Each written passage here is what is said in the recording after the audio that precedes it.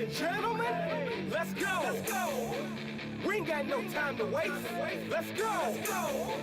You are now listening to Jason Anderson, and you are in the zone.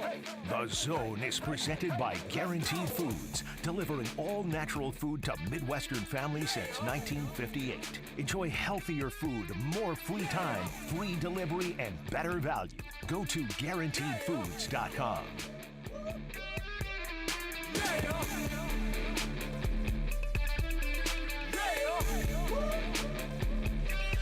All right, let's go ahead and get the Zone rolling right here on Sports Radio 810 WHB. Bobby Witt Jr., a Kansas City Royal for the next 7 years at least. Talked a little bit about that as they wrapped up their press conference introducing Bobby Witt Jr. And, boy, a humongous day around here in Kansas City yesterday. And in the last couple of days, you know, we find out on Sunday that Kansas City has 6 World Cup games, 4 in the group stage, a round of 32 and a quarterfinal match. Here in Kansas City. That's awesome, not knowing how many different games we would be awarded, and we get 6 of them. The Chiefs start their Super Bowl trek with the opening night there in Vegas yesterday, and all the while Bobby Witt Jr. Puts pen to paper on a contract that is at least 7 years, but over 11 years could pay him upwards of almost $300 million. He has cried happy cries a few times in his life, his sister's weddings, draft day, and today. Happy cries. And let me tell you, the blubbering fool I would look like in happy cries. I'd be Julia Roberts ugly crying if I had a contract for $288 million in front of me over 11 years. It would be an ugly cry. The last time I ugly cried was when I found out Bobby Witt Jr. was signing an extension with the Royals. So, I mean, I guess we were all kind of having the same peak here. Yeah, no, it's I was on the air. I can't ugly cry on the air. Full on, I just went under the desk. I tried to hide it. I used to be able to, but then you're like, oh, let's put it on TV now. Everybody watch Jason. You were so good at hiding it before, though. Yeah. No one could even tell audio-wise. I would always, my therapist has always told me, just push the feelings down. That's what it is. Bottle it up, bottle it up. Just as anything you feel, just like stack bricks on top of it. Yes. And the more bricks you have on top of it, the less chance of it bubbling up. That's exactly right. So, and it's pretty much kind of like watertight emotionally that way. And I pay my therapist a lot of money. Deny, a lot deny. of money. Push, and push, push. Absolutely. They're really good. Really good. It's really worked. It's really worked because, you know, Stone face right here. 24/7. Hasn't felt that emotion since 1999. Chiefs made it to the Super Bowl 4th time in 5 years. Yeah. AJ Hawk scenes. Bobby Witt Jr. signed an extension. Yeah. Looking like an Easter Island statue. Mm-hmm. Your kid dunked. Yeah. Cool. About damn time. He's 8 years old. No, I just scraped it over the lip. All right, kid. Well, who cares? 6 foot goal? No, it's 10. Well, good for him. About damn time. You know, your kids are supposed to be better than you. So, you know, I did it once, but it doesn't matter. But no, Josh ugly cries all the time. Constantly. Good for him. That is great. 24/7. The Chiefs in opening night last night. Let's go ahead and get into the show. So we talked about Bobby Witt yesterday. This is, by the way, one of the things that you know, we can talk about with Bobby Witt is, you know, we know this is different. John Sherman saying this is different. J.J. Piccolo talking about it being different. John Sherman saying, you know, you can't be what you say, but what you do. It can't just be what you say. It's got to be what you actually do. And saying we're willing to spend money, we're willing to sign Bobby Witt Jr. long term, it would be easy and an accepted cop-out of we tried. Our hands were tied in what we wanted to do versus what he wanted to do. And J.J. Piccolo talked about it. There was separation early on. Early on in the conversation, there was separation. It's a decent gap. They needed to find common ground. What was the common ground? Bobby wanted to be a free agent before he was 33, 34 years old. There's your common ground. Okay, that's what we're working with. There's at least our structure. How can we get to a point to where we keep you a few years in free agency, Also, an opportunity for you to stay longer if you want to, but have the flexibility of hitting free agent and renegotiating a contract, if anything, an extension, or going out and just being a free agent, whatever that might be. How do we find that common ground? You get the flexibility, and we're comfortable with that. There's your starting point. Then you get into numbers that make sense for both sides. So you can be, separation early on. We want to be a free agent in our 20s. I mean, you got 4 years left. It's going to make you 27. I mean, how much money are you willing to take to buy out those? You're already going to make a decent amount of money in arbitration anyway. Boy, I don't know that we're going to be able to do this. And they got it done. And Bobby Witt saying he wanted to be in a situation that he thought he could win. And let me tell you, a few months ago, if you'd have said, Bobby Witt Jr. wants to be in a situation where he thinks he can win big, there is massive separation. I shouldn't say massive. That's an exaggeration. There is J.J. Picollo said there's separation early on. I don't know how big it was. It's not the size that counts as the separation. It's how you close the gap. That's how you close it. The separation early on, he wanted to be a free agent in his 20s. And the Royals are dealing with Bally Sports and trying to get a stadium built with a ballpark district so they can raise extra revenue so they can put it back into the ball club, but their words, and it's our job as the media to hold him to that, to put it back into the ball club. A few months ago, I said, good luck then. Good luck. He wants to be a free agent in his 20s. He wants to be in a situation where he thinks he can win 7 straight losing seasons, another 100-loss season right now. Where's the change in sight? But then they went and got Lugo and Waka and Smith and a number of guys coming in and Renfroe. And Bobby Witt saying that helped. That sort of let them know that they were serious about it. So maybe that helped close the gap. So maybe a little money that might have been thrown to Bobby Witt goes to other players. Maybe that's the Patrick Mahomes version of leaving money on the table of the Royals are having to spend money over here to convince you to take a little less money to be a part of this organization. Okay, well, that works. Maybe that's what happened in the, behind the scenes. That would be great. And, working with Al Pacino. Wow. I had no idea he was part of... He's got a great bat! Because he's got great abs. I don't think it was Al. I think it was a different first name, but may or may not be a relation there. How many Pacinos do you know? One. I guess 2 now, maybe. 2 of them. I guess potentially 2. Al and Chris. Is his name Chris Pacino? That was Sean. Scott Pacino? Don't say I thought it was Scott. Curtis Pacino. We're going with Curtis Pacino. CP. Not Al Pacino. His first name is not Al. So it's actually Notal? It's Notal Pacino. Notal Pacino? Notal Pacino. It's an interesting name. So were his parents. Notal Pacino, part of his staff and his team, and also his dad. But the guy is financially secure already. And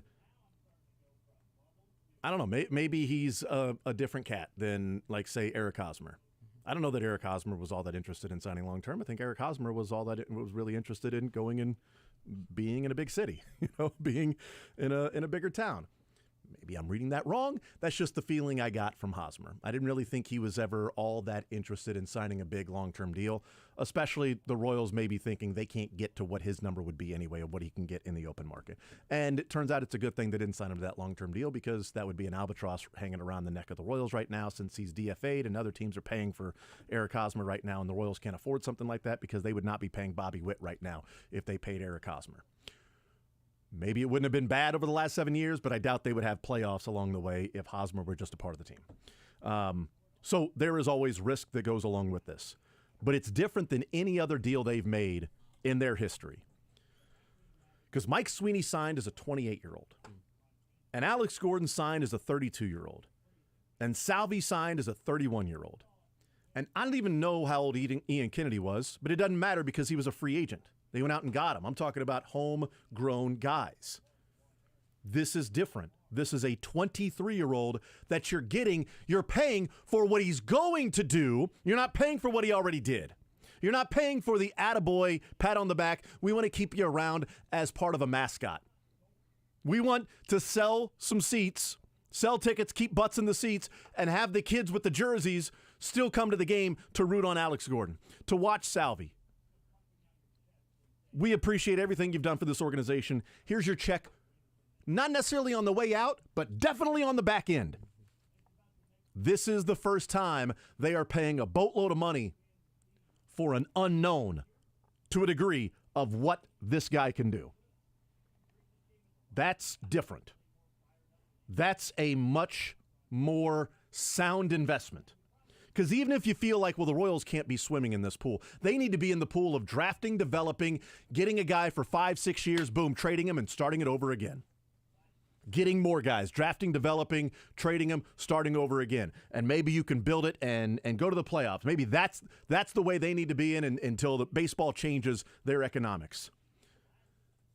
Well, even if you feel that way and not thinking that the Royals could afford something like this, they can't afford to have Salvi not be Salvi making $20 million a year. They can't afford to have an Eric Hosmer contract on their books. They can't afford to have an Alex Gordon contract on their books and not get superior play. They can afford to pay somebody next year $2 million who from his rookie year to his second year went and now ranks this last year 95th percentile in expected batting average and slugging percentage, which is a sign of things to come and some luck.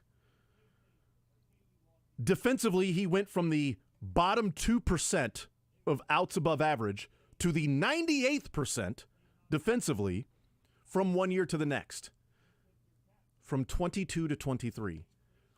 In 2 years, the guy might be making $9 million and an MVP candidate. He was 7th in MVP this year. That's what they're paying for.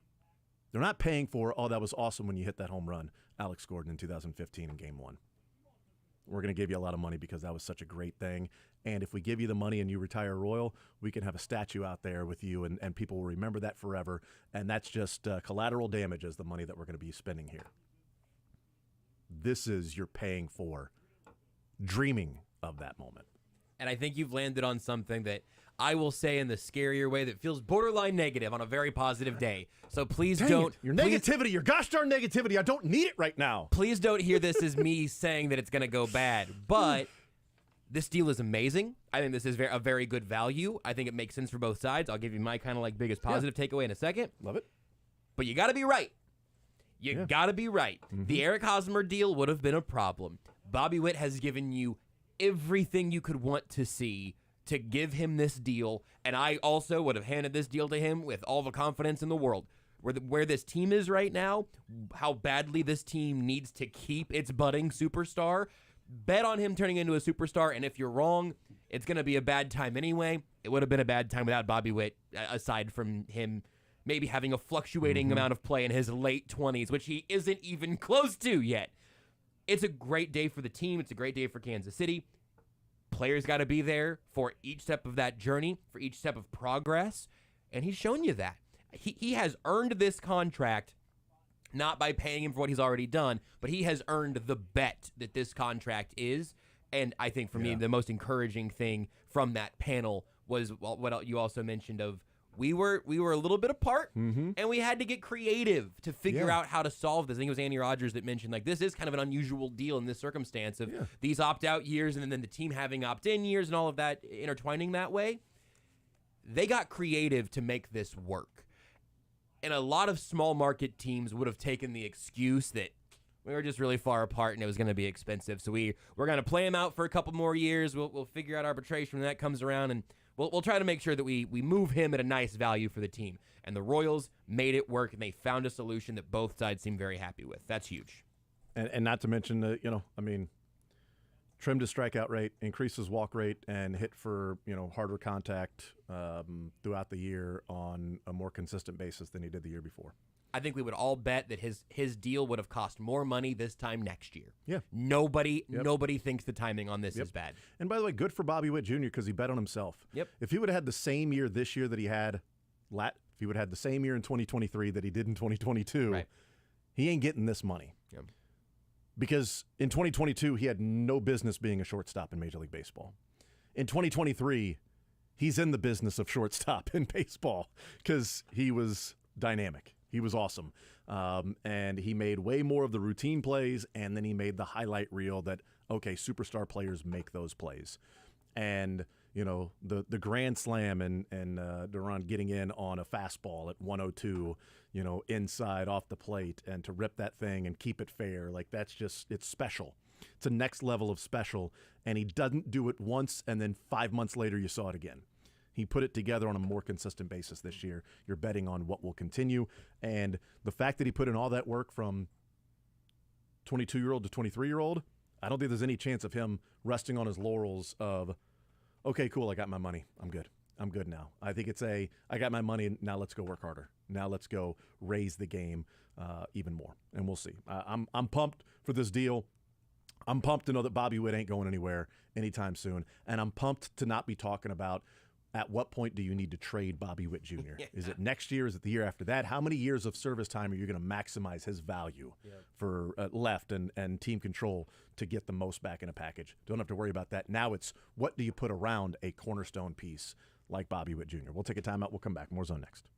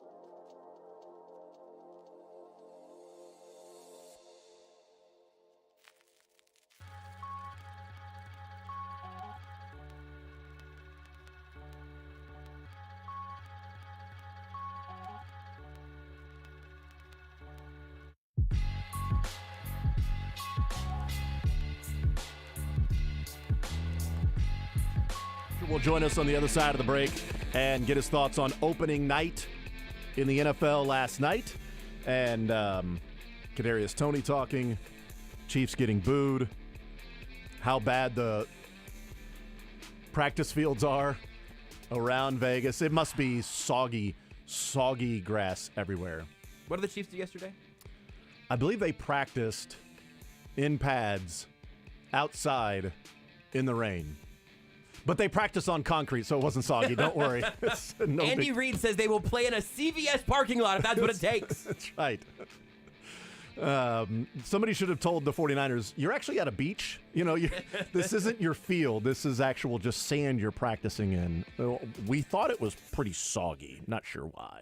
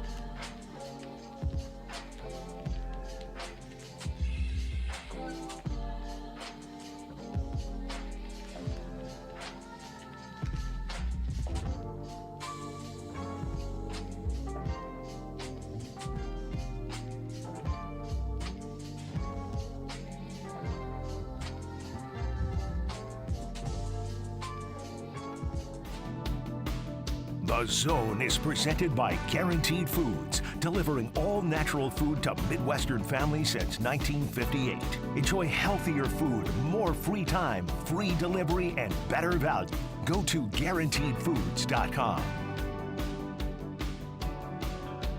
All right, we continue right here on Sports Radio 810 WHB. Jason Anderson with you on this Tuesday edition. Time to talk with Adam Teicher. He's presented by Twin Peaks.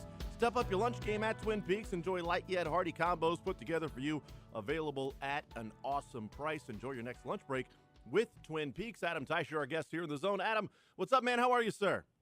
Hey, Jason, how you doing today? You know, I'm doing just fine today. How's Vegas treating you so far in the little amount of time you've been there? So far, so good. I mean, it's rained a lot here the last couple days, so it's not the Vegas that you would know with the sunshine and the milder winter temperatures. I mean, it's been kind of cool and rainy, so seeing a part of Vegas that I've really never seen before. Interesting. How much have you won already? I'm assuming you're up. I have won exactly $0. Nice. I have not. I haven't played yet. I don't know that I will or not. I'm not a big. I'm not a big casino guy, so we'll see. Maybe as the week goes on, I'll Partake a little bit. put some money on Michigan State to win the national championship and blow that money for sure. There you But go. other than that, I have not played, and I don't know if I will or not. Yeah, no, the casinos are always looking for a donation. So the Michigan State National Championship bet, that's perfectly fine. There you go. They walk around with the collection plate, and they appreciate those that are willing to give.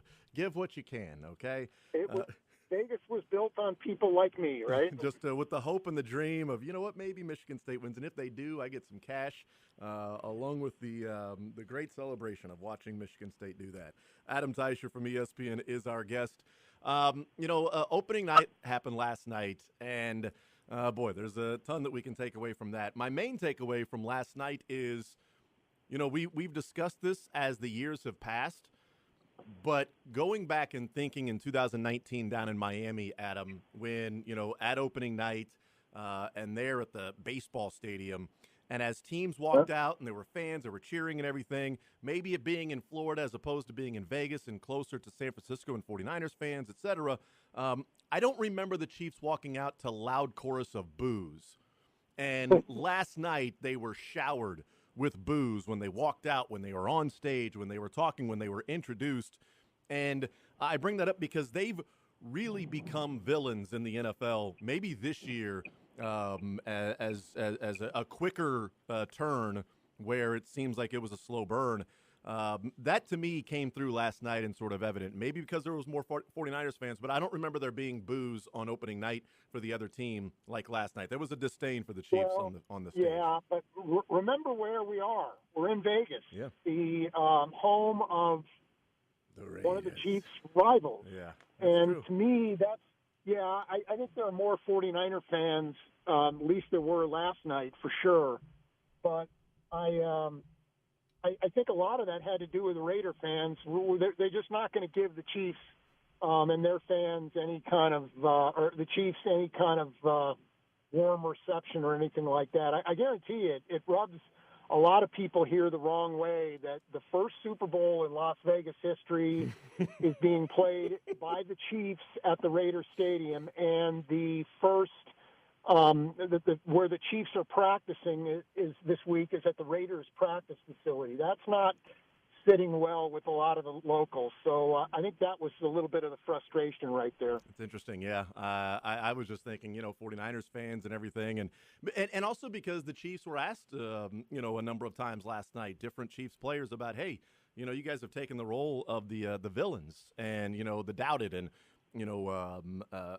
Patrick Mahomes was like, yeah, I'm perfectly fine going on the road. I love hearing the other teams be quiet. And Travis Kelce, when he was on the stage, when he was getting booed, and maybe it was Raiders fans, but 49ers fans as well, and he stopped what he was saying and looked around when he was next to George Kittle and was like, yes, I'm ready to go right now. I want the boos more than the cheers. The Chiefs have seemed to embrace this new role, going from the new, cool, loved team in 2019 to slowly being so dominant. Fans are tired of them, and they want to see somebody else win. Yeah, it is. I think there's a little bit of Chiefs fatigue, but and I think in terms of going on the road, I think that was kind of a freeing thing for the Chiefs in the playoffs this year. I think they really enjoyed that part of it, and really benefited from that. So we'll see if it helps them on Sunday. But certainly, so far, I do think going on the road has helped them. Adam Teicher from ESPN is our guest. One of the things that going into last night, I didn't know how many questions Patrick Mahomes would get about his dad. I don't think he got many. I thought he would get a decent amount. He answered it and answered it the way that I expected Patrick Mahomes to answer it, that it's a family matter. Keep it at that. Do you think this is – I mean, it's completely different from Britt Reed and what happened before that Tampa Bay Buccaneers Super Bowl. It would be tough to say – that it wouldn't be a distraction for Patrick Mahomes. I mean, that's his father, but it certainly didn't seem like it last night. He looked like he was in his element, just enjoying the moment and being there at the Super Bowl. It didn't look like there was anything on his mind outside of, being at the Super Bowl. Yeah, I was with him actually his whole time, so I think it was just the one question. If he was asked more than once, I just heard it the one time. Yeah, me too. So I do think it was just the once, but at any rate, I agree with you. I felt like he was kind of ready to go and ready to do his thing, and this is such a different issue than the Britt Reed thing for sure. I mean, this has a little bit of time. I mean, this wasn't the Thursday or Friday night before the game. There's a little bit of time here, so he's had some time to process this now. But he did seem like he was ready to go and ready to play a game, and it probably wasn't going to affect him one way or the other. Adam Teicher is our guest. Kadarius Toney was there. I didn't know if he would be there in attendance or not, or if the Chiefs would just take the fine. His answer was that got cut up, and it made it look worse. He wasn't talking about the Chiefs. He was talking about Giants fans. Shouldn't have done it. Lived, learn, grow from it. There are men in the building. They've talked about it. What do you make of Kadarius Toney being there? Asked multiple times by multiple people about what the Instagram post was, and that was the answer he presented. Yeah, well, it's I don't. I guess that could be, all this has been taken out of context, and that's what he was talking about. Although what we saw, he certainly didn't make that clear on the Instagram post. And the other thing is, he did say he wasn't hurt. That part, I don't know who that was aimed at. It doesn't really matter because he said that. So, I'm a little bit skeptical here, but it is possible that thing was taken out of context. One other homework sort of deal, housekeeping, I should say, before we get into some of the bigger things around this Chiefs team. Jerick McKinnon, the practice window was open for him. If we look at Andy Reid's time, the practice window is open. They practice for a week, then they play the next week. There is no next week. Is this a practice window is open in case maybe he's available, that it does no good to keep the practice window closed, that even if he might be a long shot, well, let's see if he can actually come through? Or is there a legitimate chance in your mind that Jerick McKinnon might be out there on Sunday? Yeah, that's something I want to ask Andy Reid about today. I haven't had the chance yet until now, but yeah, it's interesting, this move. Could be just more of a fallback. Hey, if something happens with Pacheco this week or something happens with one of their other running backs, let's get McKinnon ready to play just in case. I can't imagine that the Chiefs would rush him back out after all the time that he's missed, but we'll see. That's a situation to keep your eye on. But my sense is right now this is more a backup plan, plan B in case one of their other backs can't go. Visiting with Adam Teicher, I said that was the last one. One more housekeeping thing. Brant Tillis is leaving the Chiefs organization, heading to the Carolina Panthers.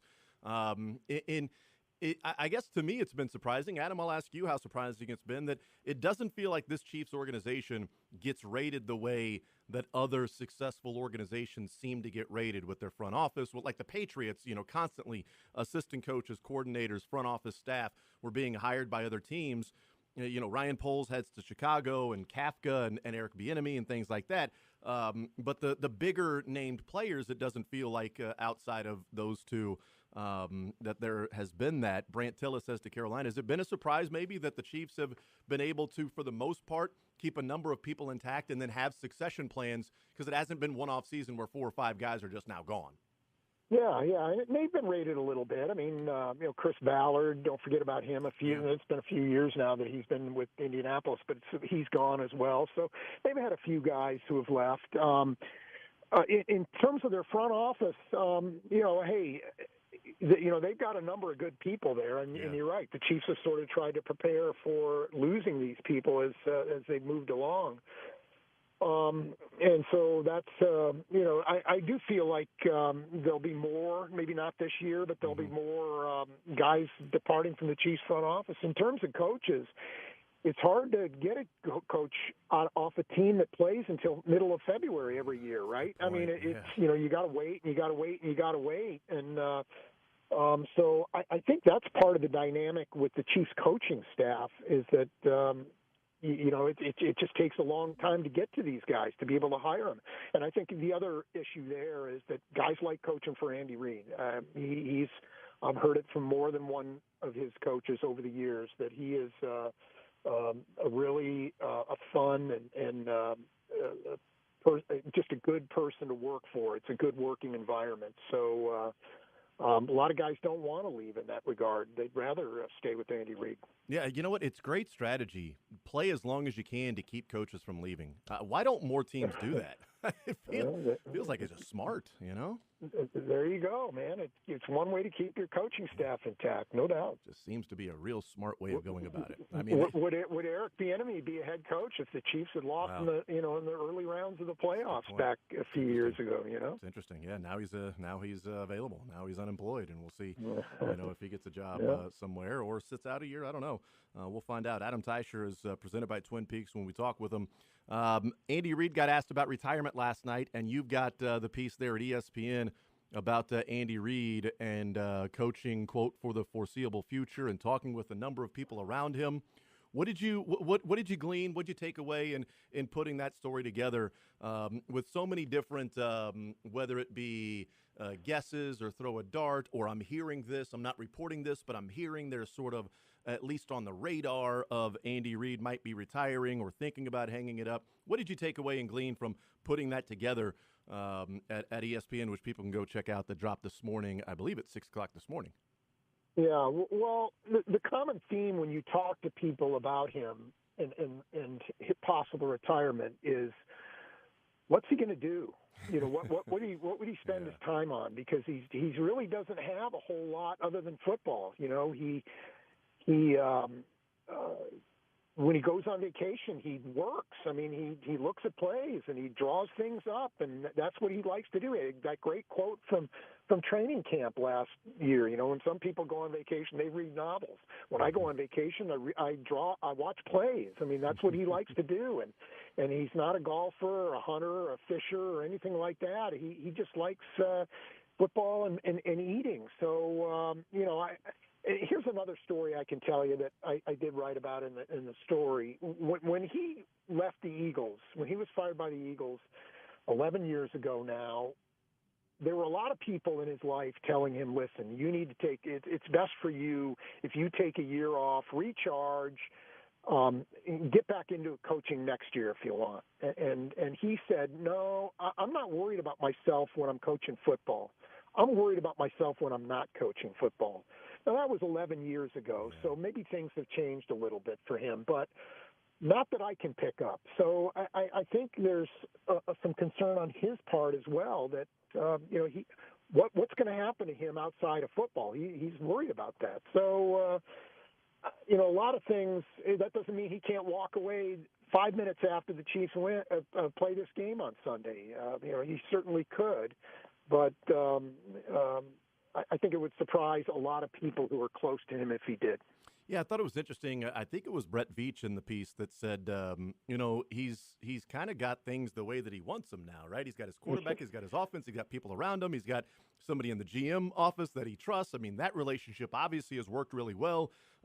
If there was a time to walk away, this wouldn't seem like the one to do it. This would seem like hey, I finally got here. Let me enjoy it as long as I can. Yes, and when Andy Reid or anybody dreams of being a head football coach, this is the situation you dream of, right?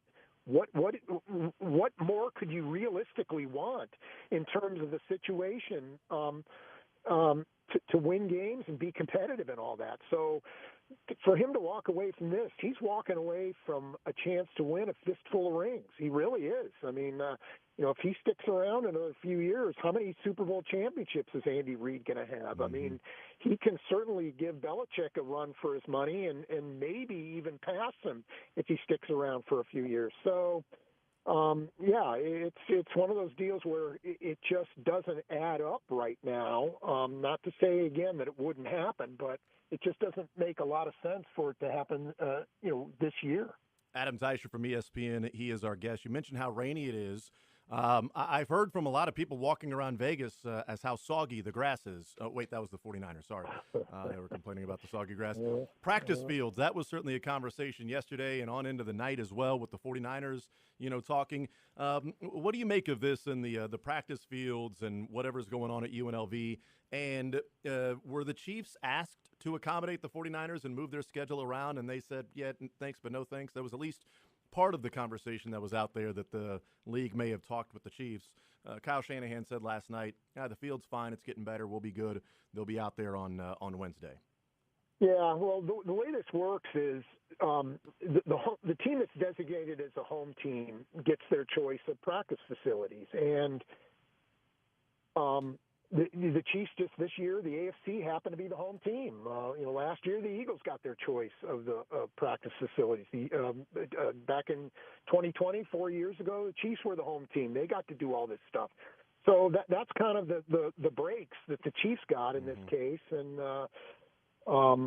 they get the Raiders facility, which is obviously an NFL quality facility, and 49ers get the second choice, and evidently it's not very good. And the Chiefs are under no obligation to move their schedule around so that it can accommodate the 49ers. I suppose the 49ers would be welcome to use that facility if when the Chiefs aren't using it, but the Chiefs are certainly under no obligation to accommodate the 49ers here. Yeah, no, I'm with you. And just an interesting sort of feel around the two teams this week that the Chiefs kind of felt like last night it was about the game, business there for that. And I don't know if it's just a feel that I was looking for or if it actually came across organically.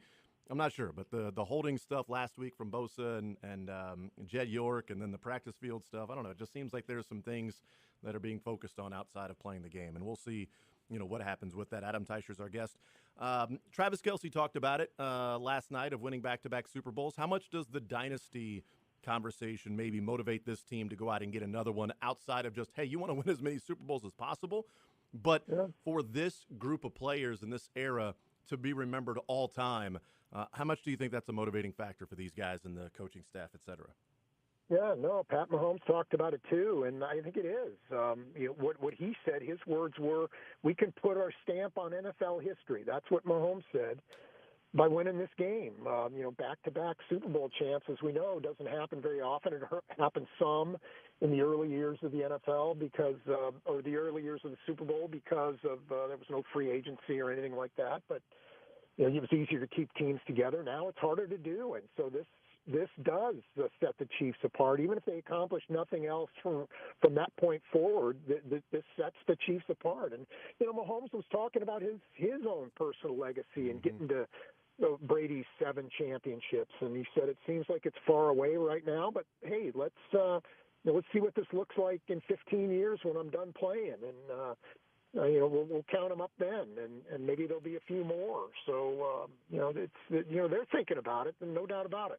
Visiting with Adam Teicher from ESPN. We'll take a timeout. We'll come back and we'll get Adam's thoughts on the actual game, the matchups, keys, things like that, and a prediction from Adam Teicher as the Chiefs get ready for Super Bowl 58 there in Las Vegas. More Zone right after this.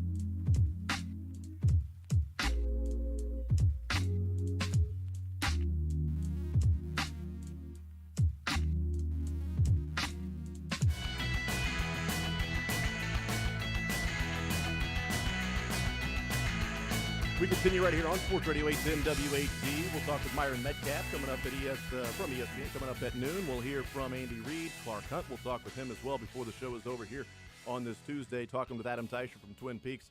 Adam, let's talk about the game matchups. Is there anything particular as we sort of look ahead to the game that you'll be watching for and keying on for this matchup to give you an indication one way or another as to how the game may go? Yeah, a number of things. I'm looking for the Chiefs to play a clean game. I think they're in a really good place right now, and if they can do the things they've done offensively that they have in the playoffs in terms of protecting the ball, not committing a lot of penalties, catching the passes, I think they're in a pretty good place here. I do like the matchups when they have the ball this time around. I think getting a lead would be a big thing for them. The 49ers, the playoff games accepted, have not been a good team coming from behind. So, playing the game on their terms certainly would help the Chiefs. I like Isaiah Pacheco maybe to have a big game against a team that's given up some rushing yards recently. So, I think particularly when the Chiefs have the ball, I think there's a lot of really good matchups there that if they don't have these self-inflicted wounds that we saw for a lot of the year, I think they're going to have a pretty good day. Yeah, the offense, I think, against the 49ers defense, maybe there's just reputationally that the 49ers defense is viewed as this juggernaut. I mean, it's not as good as the Ravens defense. The Ravens defense is, might be the best in the NFL. And the 49ers have some players, but their front seven isn't as good as the front seven that, they played against in Miami. And obviously the Chiefs offense is a little bit better that year than what it is this year. But one of the things that you mentioned running the football that, the Chiefs have had their struggles in yards per attempt against the run. And the 49ers have as well. And I think if the Chiefs can get Isaiah Pacheco going, the 49ers have some weaknesses in their secondary and that the Chiefs can exploit. And I think Patrick Mahomes is just playing phenomenal football right now, mistake-free football, and just simply locked in as to where the ball needs to go and when the ball needs to go there, that if they can get something rolling with Pacheco, I do think there's potential for it to be a long night for the 49ers defense.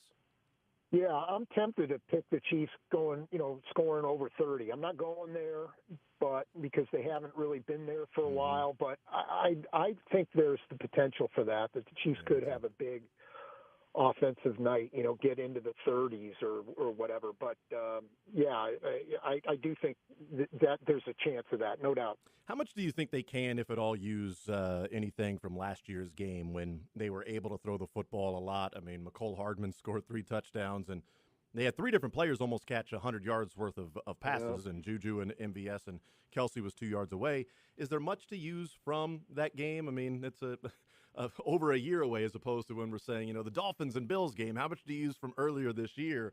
Is there much to take away from last year? Yeah, I don't think so. 2 different teams, even though there are a lot of similarities with players, but I don't think you can look at that and say, wow, the Chiefs going to do that again. But I do think it does. Maybe there's some things maybe they saw on film. So, I do think that the matchups are good, but not necessarily because of what happened last year. Yeah. When the 49ers have the ball, they've got some weapons. We know that with Christian McCaffrey and Kittle and Ayuk and Deebo Samuel, and they've got a capable quarterback who's athletic and can do some things with his legs when he needs to, like he did against the Lions last week, and, can put the ball where it needs to go. They have been susceptible to the blitz. The 49ers have been, and Steve Spagnuolo loves to do that. What do you think of when the 49ers have the ball as to the matchups that you may be looking at from the Chiefs' defense perspective? Yeah, particularly if the Chiefs can get ahead. I think there's some things to like there as well. They can unleash that pass rush. And, I'm wondering about the loss of Will Menahue and what kind of impact that might have. Certainly the Chiefs are getting kind of thin on their defensive line. Can they produce a 60-minute game where they're, consistently productive? If they can, I think things look pretty good there for the Chiefs, too. Spagnuolo, he's got so much he can go to. There's so many different things that he can do, and we don't know what that's going to look like necessarily, but a lot of what he's gone to this year has worked out for him. So, he came up with a great plan for Lamar Jackson last week. He came up with a great plan for Tua earlier in the playoffs, not quite so much for Josh Allen. But you got to believe that he'll come up with something good for Brock Purdy as well. And Josh Allen, I think, you mentioned that he's the best quarterback they've played in this playoffs. I think Brock Purdy is third. I think he's behind Josh Allen and he's behind Lamar Jackson. And I think, from the Chiefs' defense, what they're able to accomplish and what they're able to do. I mean, in that second half, they got and sort of figured out the offense from the Bills and against Lamar Jackson and the Ravens, whether it was the Ravens stopped running the football or Steve Spagnuolo doing some things that forced Todd Monken and the Ravens to switch up their game plan to a certain degree. The defense has gone out there and performed against, three good quarterbacks, two of them that are two of the best in the league. And I think Brock Purdy's actually, I think there's a gap between Allen, Lamar Jackson, and then Brock Purdy. I don't think he sucks. I don't think he's just a, quote, typical old school game manager where I'm just going to check down. I think he's got some ability, but I think there's a gap between Josh Allen, Lamar Jackson, and then when they get to Brock Purdy, and Steve Spagnuolo and what he can do defensively and changing up coverages while trying to pressure the quarterback, that's going to be fascinating to see how Brock Purdy handles that. Yeah, it is. And, what's L'Jarius Sneed going to do? Is he on Deebo Samuel or is he on Ayuk or how are they going to use McDuffie? I mean, there's a lot of questions there, a lot of things they can do, and I'm sure he'll mix it up to some extent, but you got to believe that the Chiefs are going to have some success covering those guys. I mean, this would be the first time all year, right, that they haven't had success covering a big-time receiver. So, I feel like, there's just so much there that, particularly if the Chiefs can play from out in the lead, that maybe they can turn this game in their favor in maybe a big way. Is there one of their weapons more than another that would worry you or concern you in this game, whether it be McCaffrey, Kittle, Ayuk, or Deebo? Yeah, I think it's Deebo Samuel. He's kind of a game breaker. I mean, the other guys are great players, but he's the guy who can take one play and make you pay, and more than any of those other guys. So certainly McCaffrey, Kittle, Ayuk have had their share of big plays, don't get me wrong, but I think Samuel's the guy on a down-to-down basis that you have to make sure you've got a plan for him. All right, what do you think happens in the game, Adam? And a score if you've got one in mind for Sunday. Yeah, I do think the Chiefs are the better team here, and I think they're going to win. I think they're in a good place. I think they're ready to, or certainly will be by Sunday, ready to go. And I just love how Andy Reid gets his team ready for a Super Bowl. They spend all week in Kansas City the week before, putting in the game plan and getting it ready to go. And now they're just fine-tuning and taking care of last-minute details. And that's been a thing that the Tampa Super Bowl accepting that one has been good to him. And there were some things that happened before that game that really affected the Tampa Super Bowl. So I think the Chiefs are in a good place. I'll take them to win 27-21, but wouldn't surprise me if they won by a bigger margin than that. Yeah, that's sort of where I'm at right now. That's the space I'm living in at this particular time is right around there, but also wouldn't be surprised if it's more than that. I'll figure out what my final score will be coming up on Friday. It may be double digits that I pick them to win. The more and more I look at the game, the more and more I feel like the Chiefs are not only the better team, but some of the advantages have a chance of this thing maybe getting away from the 49ers, but we'll see. I was pretty confident going into the Bucs Super Bowl, but that was also sort of dismissing the offensive line issues. It's like, they'll be fine. They'll figure it out. It's what the Chiefs do. They overcome, and there's an inevitability of the Chiefs and Patrick Mahomes, and that was sort of crushed that night, but I don't think that's the case in this one. Adam Teicher from ESPN, presented by Twin Peaks. Adam, enjoy the rest of the time there in Vegas, and we will talk next Tuesday, and hopefully we are talking about the third Super Bowl in 5 years and this dynastic run for this Chiefs team. All right, good stuff, Jason. We'll talk to you then. All right, there's Adam Teicher again, presented by Twin Peaks. Step up your lunch game at Twin Peaks. Enjoy light yet hearty combos put together for you, available at an awesome price. Enjoy your next lunch break with Twin Peaks. I definitely think there's a motivation of dynasty for this Chiefs team. They talked about it last night, stamping their place in history. Travis Kelce, that since that Bucs Super Bowl, it's been something that has eluded him, that he's wanted to get back-to-back. A lot of players would want to get back-to-back, but he said about that Ravens game, that this AFC Championship game, he wants to get back to the Super Bowl more than any other Super Bowl he's ever wanted to go to. And last night talking about he wants this Super Bowl more than any of the other Super Bowls. And I think that place in history, the guys respect history. They respect what's happened in the NFL. They study it. They understand it. Andy Reid certainly understands it. And to put your place in history of back-to-back Super Bowls and to know how tough that is, because, again, going back to that Bucs Super Bowl, I thought it was just a given, right? I mean, the Chiefs are just, it's simply what they do. They win in the postseason, and when's the next time they're going to lose a Super Bowl? They won last year, and they're going to win against the Bucs this go-around, offensive line or not. Look what they did against the Bucs earlier this year. It's going to be closer to that. I mean, Andy Reid took his foot off the gas pedal in that game against the Buccaneers in that same stadium. They'll be fine. They were not fine. Maybe some things off the field then, carried over into that. And I certainly think that is part of the overall encompassing picture of what that Super Bowl was. But I think living through that and watching it happen, there isn't that sort of invincibility, inevitability of the Chiefs. And I think there's that understanding and appreciation from the Chiefs players of what this opportunity is. Kelsey's probably not going to get another opportunity like this. It's probably pretty decent chance. It's the last opportunity for Kelce to win back-to-back Super Bowls in his career. And he's already had one chance at it. And we'll see if he can go out there and perform and this team can get it done. I think they do. I think they get it done. I'm in agreement with Adam Teicher. I think the Chiefs are the better team this go-around. I think if both teams play their A game, the Chiefs win. They are different now from where they were earlier this year. And talking to Matt Verderam yesterday when it was like, how surprising is it to you that this Chiefs team is in this spot? And he's like, well, depends on what time of the year you asked me. If I go back to the beginning of the season, it's not surprising. I picked them to win. Middle of the season when they were struggling, yeah. This is shocking that they're in this spot. Watching how they've played the last few weeks, not surprising.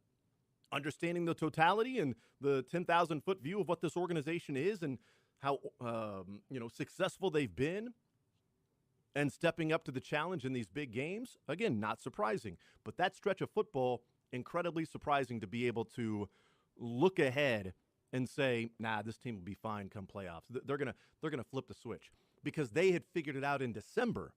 We had talked about their struggles, but December, they were playing phenomenal football. And then they weren't.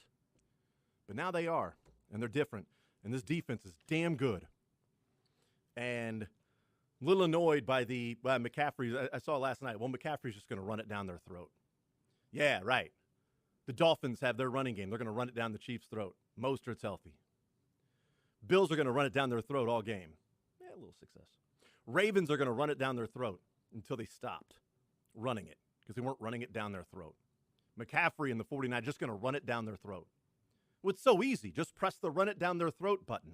That's the game plan you press. Hopefully the field is firm enough for them. The 49ers are really having a go of it right now in their issues with what may take place in the Super Bowl, setting up the pre-excuses. The Eagles at least used the excuses after the game was over. They waited for their bitching until the game was over. They kept that to themselves until the game had finished, then complained about the official and the holding call and slipping on the field that apparently the Chiefs didn't have to play on that field. They at least waited till the game was over. The 49ers are preemptively complaining. They're preemptively setting seeds as to why they're going to lose this game. It's one heck of a tack to take. Interesting strategy. See if it pays off for him, Cotton. More Zone next.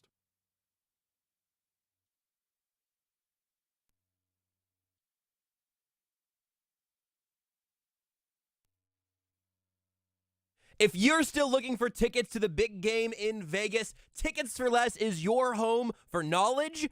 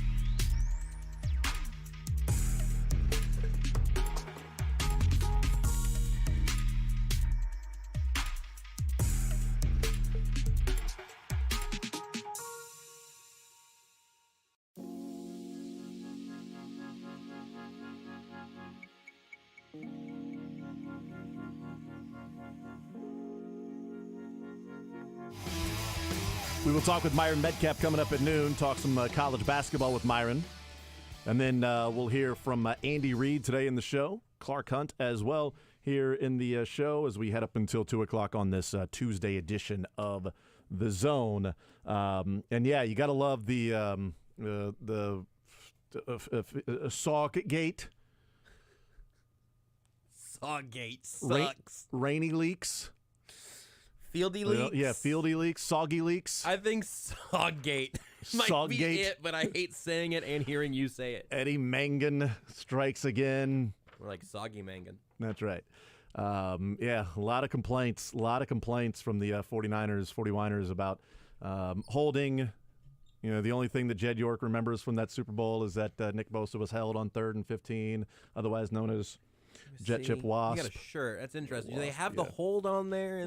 Here's where. No, that's what. Okay. See, here's where Bosa lined up. Yeah, so he would have been there. And then he did it stunt Man, it seems inside. like this play would have taken a long time. And Fisher rode his ass all the way over there. Huh. And Mahomes took a deep drop and then threw it here, but he threw it when Tyreek was right there. And the ball then goes in the air before Tyreek turns because the guy who was over here on defense ended up coming over here with this guy, and the safety then turned his hips and went that way. It seems like something that really comes down to Nick Bosa feeling like he got held. Yep, that's exactly I feel right. like that's all it took. Jed York nailed it. Nick Bosa, and now there's a soggy turf. By the way, was it the 49ers preference that they played on practice on natural grass? It's a great question. Because if it's their preference, then it's like, well, you know, that grass should have been laid down in like December. Well, did they know that whoever the NFC team was going to be wanted to specifically practice on natural grass and not on the field turf that UNLV has there because they laid the natural sod over the field turf? And that's why it's grading in the 50s instead of apparently the 70s. But it's getting better every day, according to Kyle Shanahan. So that's good. This is good for them. This is something where if somebody were to get injured or if they couldn't practice would be a relevant detail in this entire story.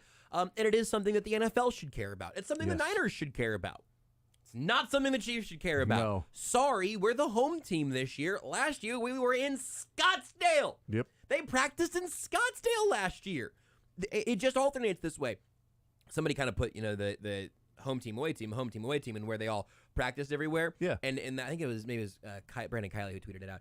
But he did note one thing that I will nitpick on, where he said in 2020 no practices happened in Tampa because of the COVID year and everything. But that's actually not true. The other team practiced in Tampa because that's where they're from. Yeah, the Bucks practiced there all week. And then they played in their stadium there. What a weird thing for the NFL. I can't believe the NFL pulled off an entire pandemic to lead up to that moment. So silly.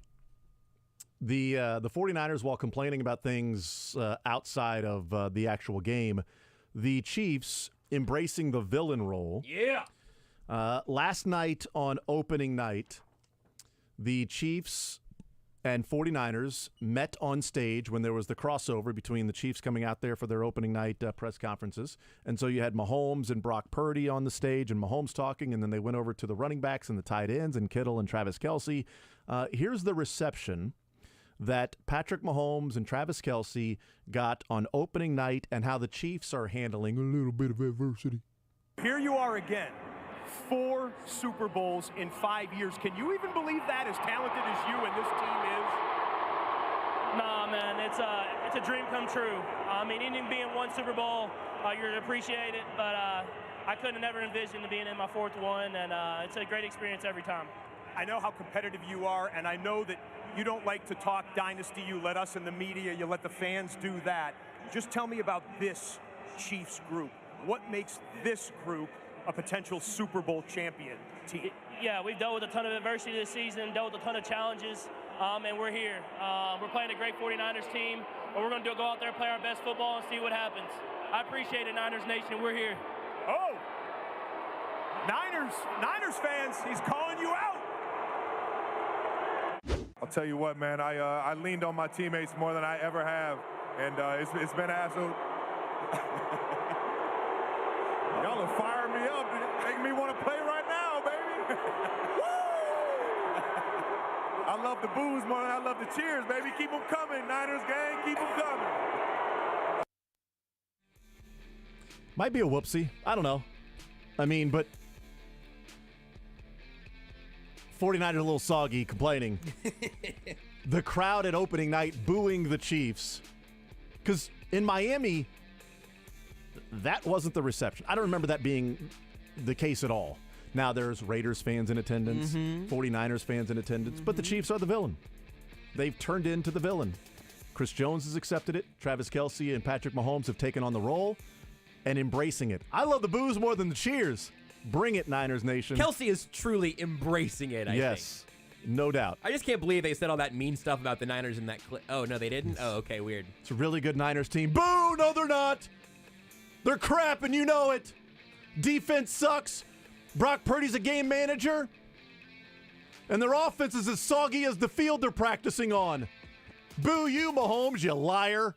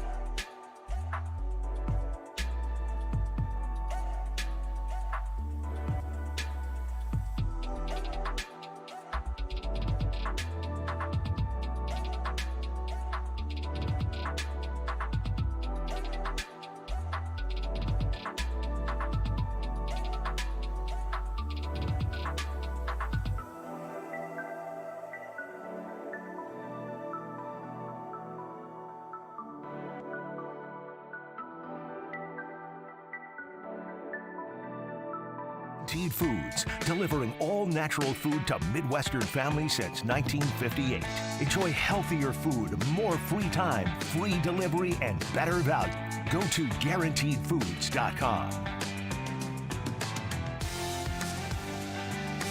All right, we continue right here on Sports Radio 810 WHB. Jason Anderson with you, Josh Brisco, Dylan Michaels. We head up until 2 o'clock. We'll hear from Andy Reid in the 1 o'clock hour, and we will also talk with Clark Hunt, Chiefs chairman and CEO. That'll come up in the 1 o'clock hour as well. So looking forward to that conversation as Todd Lebo, Soren Petro there at Radio Row in Las Vegas. We talk some college hoops now with Myron Metcalf, a college hoops insider from ESPN, presented by CASA, C-A-S-A, court-appointed special advocates, Jackson County CASA. Community volunteers just like you. They stand up and speak out to help children who have experienced abuse or neglect. Jackson County CASA recruits, trains, and supports these CASA volunteers to advocate for the best interest of children who are in the Jackson County family court system till they found a safe and permanent home. Jackson County CASA-mo.org, Jackson County CASA-mo.org. Joined now by Myron Metcalf from ESPN here in the Zone. Myron, what's up, man? How are you today? I'm good, man. It's Super Bowl week, so, excited for that, man. And, yeah, some good games on the last couple of days, too. Yeah, it's amazing that the Sunflower Showdown gets drowned out in this town after the World Cup announces 6 dates in Kansas City, for 4 in the group stage, a round of 32, a quarterfinal. Chiefs start the week of press conferences and arriving there in Vegas, and Bobby Witt signs an 11-year contract extension. Yeah. And then KU State plays that night. So nothing going on a Monday at all, Myron. Hey, it's a good problem to have. No doubt. I'm excited for the World Cup, man. Like that's one of my bucket list items, man. I got to get to a match somehow, some way, man, because I think that's just going to be such an electric event. And I hope our fans, there'll be fans from around the world, but I hope we're a good host. You know what I mean? Because I think that'll mean a lot. Yeah, I think we will be. I got buddies in different cities that are already planning their trip to KC and staying in my house. I'm like, I was like, I got an extra room. I got a basement. You can put a tent up in the backyard. I mean, it's we got space. If you want to do that, come. And I've got one buddy that's like already planning his trip around the country, the different games he's going to go to. Man, he's a huge diehard soccer fan and always wanted to go to the World Cup, and now he's doing it. We got an MLS team up here in Minneapolis, man. So we got every major sports team, So it's college football and college basketball too, Division I. When I tell you that is the most electric environment of any game in this city, like those fans in soccer, like they don't. There's no break. Nope. In their cheering, like they have the most stamina. I feel like of any fan, and we got this thing, man. It's almost like this vertical joint. It looks like a big ladder almost, right? And it's like a free-for-all. It's first come, first serve. And these people climb this thing, man. I'm afraid of heights. I couldn't do it. But they are nuts, man. So to imagine that times 100 in the World Cup, man, I'm pumped for that. Yeah, man. Yep. I can't wait. It's been an amazing couple of days here in Kansas City with all the stuff going on. And then KU State plays last night. Let's start there. Yeah. We joked a couple of weeks ago with Jerome Tang being a warlock. They've gone through their struggles. They've had a rough patch. But if he's smart, he should just try to take every team to overtime. Just try to do that because the man is 11-0. 20% of all the games Jerome Tang has coached at Kansas State have gone to overtime, and he is 11-0 in those overtime games. He was at a loss for words. He couldn't describe it last night, was asked, and he's like, well, players make plays in overtime. There's pressure. We practice pressure, but you can't simulate that, what's going on. So, just credit the players for making plays.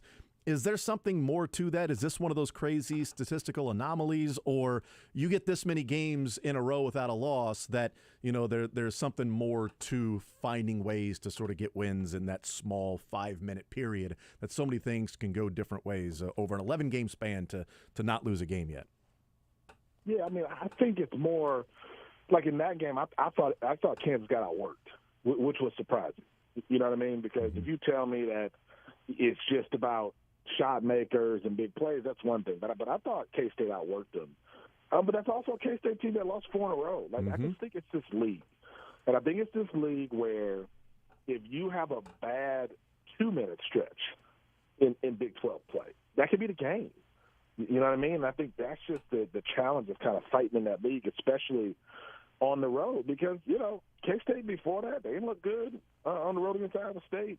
They got destroyed by Houston. I mean, everyone does, but, they lost by 22 on the road against Houston last week. And then they play Oklahoma at home. They lose by 20. And then they go to OK State, which is one of the teams that's maybe the worst team in the league, along with West Virginia, and they lose there. And then they come out and beat Kansas. Yeah. I mean, it's just a wild league, man, where there's just so much talent top to bottom where you just can't have a bad night. I mean, this is a league that will punish you for a bad night. It'll punish you if you decide that you're not going to work as hard as your opponent. I think in overtime, Tyler Perry, what he was able to do, and I thought Kaluma made some effort plays in that stretch where it wasn't just about skill. It was like, I'm just going to out hustle you. And then you miss key things like that free throw by Kevin McCullough. And DeJuan Harris had a couple moments where, oh, man, you're better than that. But it's just the league, man. And it's just that tough that it's really punishing to teams that don't put together a complete game. Yeah, the transitive property doesn't work in sports anyway, but it certainly wouldn't work in the Big 12 if, K-State loses by 20 to Houston and then KU beats Houston by, 13, and then KU loses to K-State, like on the road. The transitive property does not work in that. But, Jerome Tang, look, the first year and a half, we've talked about how good of a coach he is, but if you're taking over at K-State, one, embracing Manhattan, embracing the culture, embracing the fans, which he's certainly done, takes them on a tournament run to the Elite Eight, and beats KU twice at home. 2-0 at home against KU. Like, he just continues to check off the things that if you're the K-State coach, these are the things you need to do to ingratiate yourself, to be as loved as he is, and he's done that. He got a little annoyed at the KSU chants changing back to what he doesn't want them to chant with the FKU but I mean, that to me is like, I know he wants to fight the battle, but that's going to be there, you're going to lose that one. Regardless. Maybe a little leeway. Maybe it's like in his mind, like, I don't want him to say it, but I'll give him 25 seconds total during the game. Just keep a stopwatch on him in 25 seconds, at 10 seconds at this point, 15 seconds over there, and then 25 seconds, that's it. Go back to the KSU chant. But he's checked off all the things that if you're going to take over for Bruce Weber, those are the things that you would want that coach to do. Yeah, I mean, you got to let fans do what fans do in this game. I mean, this is K-State, Kansas. I mean, these are, like, I was thinking about it, like in the Big 12, not even just Big 12 in college basketball. Missouri and Kansas don't like each other, right? That's clear. Kansas has other teams. I mean, they've been winning for so long, but it feels like, and I've been to those games in Manhattan. Like, I was at the one where homeboy picked up the chair. Oh yeah, Sylvia DeSouza. Bro, I'm on my way. I'm picking up my laptop to go write a story. And all of a sudden, I hear this commotion. And I look over, and I see a dude holding up a chair, and people are fighting. It's crazy. You know what I mean? But, like, there's always something in that building. Those fans, you got to give them their moment. Mm-hmm. You just beat Kansas twice, at home under Jerome Tang. Like, Jerome Tang, again, it's about fit, right? And Kansas State found the right dude. The guy had been waiting 20 years as an assistant to finally get his head coaching job. And last year, was incredible to start that way. I think the case this year is more impressive if they get into the tournament and they can make some noise. Like, to beat Kansas twice and to do what they've been able to do with everything they lost, the top 2 players from last year, Tomlin, I mean, you lost so much, and yet here you are playing with a guy who, was the star at North Texas last year. So I think it's been an incredible run for Jerome Tang. And honestly, if I'm a Kansas State fan, I'm worried that he's maybe a little too good, right? Because it's like, who's going to be snooping around after the season if there's a big opening? I mean, Jerome Tang's going to have to be on the list for some of those jobs that might come open.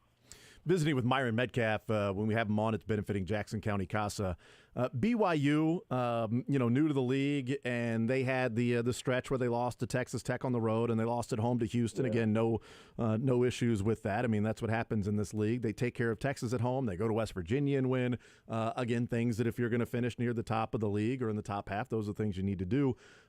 What kind of team is BYU, and what's Kansas State facing, this weekend when they head to Provo to take on BYU?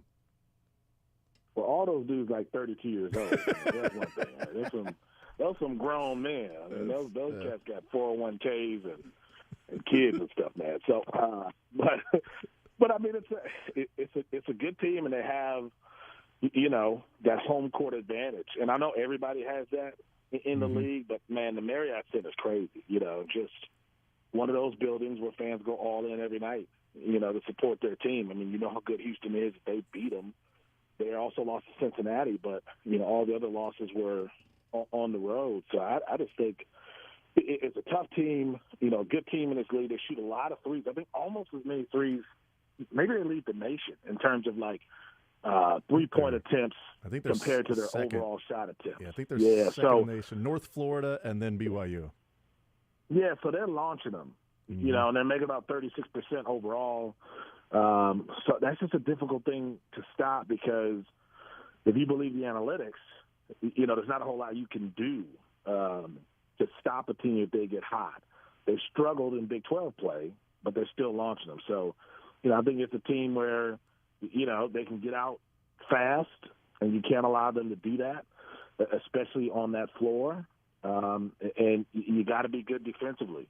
So I think it'll be an interesting game. I like Spencer Johnson and Jackson Robinson and all the players they have on that team and kind of what they've been able to do. They beat Texas after Texas was kind of heating up. They got a win over Iowa State, good Iowa State team. So I think it's, again, one of those moments where fine, you beat Kansas, but now you got to prove that you can do it against another good team now on the road. Visiting with Myron Metcalf. Let's talk about KU. They lose last night to Kansas State. They took care of Houston in pretty dominant fashion, and now they head to Baylor, they play Baylor this weekend, home game, and Baylor will be playing Texas Tech. That's tonight, right? That's tonight's game. So Baylor and Texas Tech. That's down there in Waco, and Baylor coming off a win at home against Iowa State in what was just a crazy game where Baylor's got a lead, then Iowa State comes back, and Scott Drew gets ejected for kneeling just outside the coach's box. Mack Rhodes, criticizes the officials. He's getting a fine from the Big 12. Some things going on in Baylor. What'd you make of the Baylor Iowa State game and the Scott Drew ejection? Because it looked like he was trying to talk to the official that was nearest to him. And the official that was underneath the basket is the one that teed him up for the second time to eject him. Yeah, that was weird, man. If you know Scott Drew, I've known Scott Drew a long time, man. That dude doesn't get ejected. You know what I mean? He's 700+ games, never ejected. So that's weird, especially on his home floor. You know what I mean? That's just a weird thing for a coach of that status to get ejected like that for being outside the coaching box on his home floor. So we're going to find out what the Big 12 says. I know Mack Rhodes got that $25,000 fan. And listen, if you're Baylor fans, you want Mack Rhodes to do that. That's what an AD is supposed to do in that moment. So it was a weird thing, but it kind of galvanized Baylor in that game where Iowa State, if you would have just checked the box score earlier in that game, you would have been like, oh, it's over. Yeah, Baylor's up. And then Iowa State makes this run, and they had to fight to the end. So I think just the way they finished, Jaden Nunn and kind of what he was able to do, had a big forced turnover and then a big play late. It just says, again, a lot about just the heart, I think, in this league and no nights off. I don't know that, even Houston, as good as I think they are, I don't know how far ahead they are than everybody in this league. To me, it feels like there are 7 or 8 teams, 9, where you're like, if you tell me everybody plays their best, you have a bunch of even games. I think just that's what the skill is in this league. But I thought for Baylor that was actually a boost. Scott Drew get ejected in the way they played down the stretch, but just a weird thing. Myron Metcalf is our guest, benefiting Jackson County CASA when we have him on. Missouri is officially the worst team in the SEC after losing to Vanderbilt by 7 points and 0-9 in conference play. They're 1-12 in their last 13 games. I mean, I don't even know how many games they've got left, but if they don't manage to win one or two, I mean, are we potentially talking about Desiree Reed-Francois saying that, she's got to make a move because it's gotten so bad so fast there in Columbia with, again, this is Kim Anderson level when it was like, it's time to move on from somebody like Kim Anderson. I didn't think it would be like this under Dennis Gates, and this team has just found ways to lose a lot of close games, get blown out in some games, and just simply not be good enough at any point during conference play. It hasn't been pretty. This hasn't worked out. I think he thought he'd have Caleb Grill, and, obviously the injuries there and some other injuries they're dealing with, and it's ugly. I would like to believe, I don't know. In the social media era, we're very quick to move on. Yeah. Especially when it comes to coaches. And to me, it's not the losses, because you know what he can do. Now, if you tell me a situation where this is back-to-back years, okay, that's one thing. Then you're saying there's no track record to prove that this coach can actually elevate a team. That's not Dennis Gates. That wasn't him at Cleveland State. That wasn't him as an assistant. And that wasn't him at Mizzou last year. So I think you know what he's capable of. So I think that has to come with something. It's not like it's easy to win 25 games in a season, especially in your first season. So I think you got to go in the next year and say, okay, what do you have after that sort of disaster? What can you do? And then that, to me, is where more of the pressure is. But it's ugly. What is the team saying? I think in situations like that, if you tell me that guys are still competing, guys are still bought in, guys are still trying, and the games I've seen, I haven't felt like I've witnessed a team that is quitting, a team that just can't figure it out. Certainly offense or defense, but especially defensively, that's one thing. But I don't feel like this is a team that's quitting on anybody. But I never expected this. It's just Tubby Smith told me something when I covered Tubby Smith, and he said the best thing that ever happened to me in my career was winning that national championship at Kentucky in my first year. And he said the worst thing that ever happened to me was winning that national championship in my first year, because all of a sudden expectations start at a level that they just don't usually start at for a first-year coach. And you can't do anything about that. We saw Dennis Gates win 25 games. We saw him take a team to the tournament. We saw him, produce a pro-level guy. We saw that. Yeah. But now you come into this season, and it's like that's the measuring stick.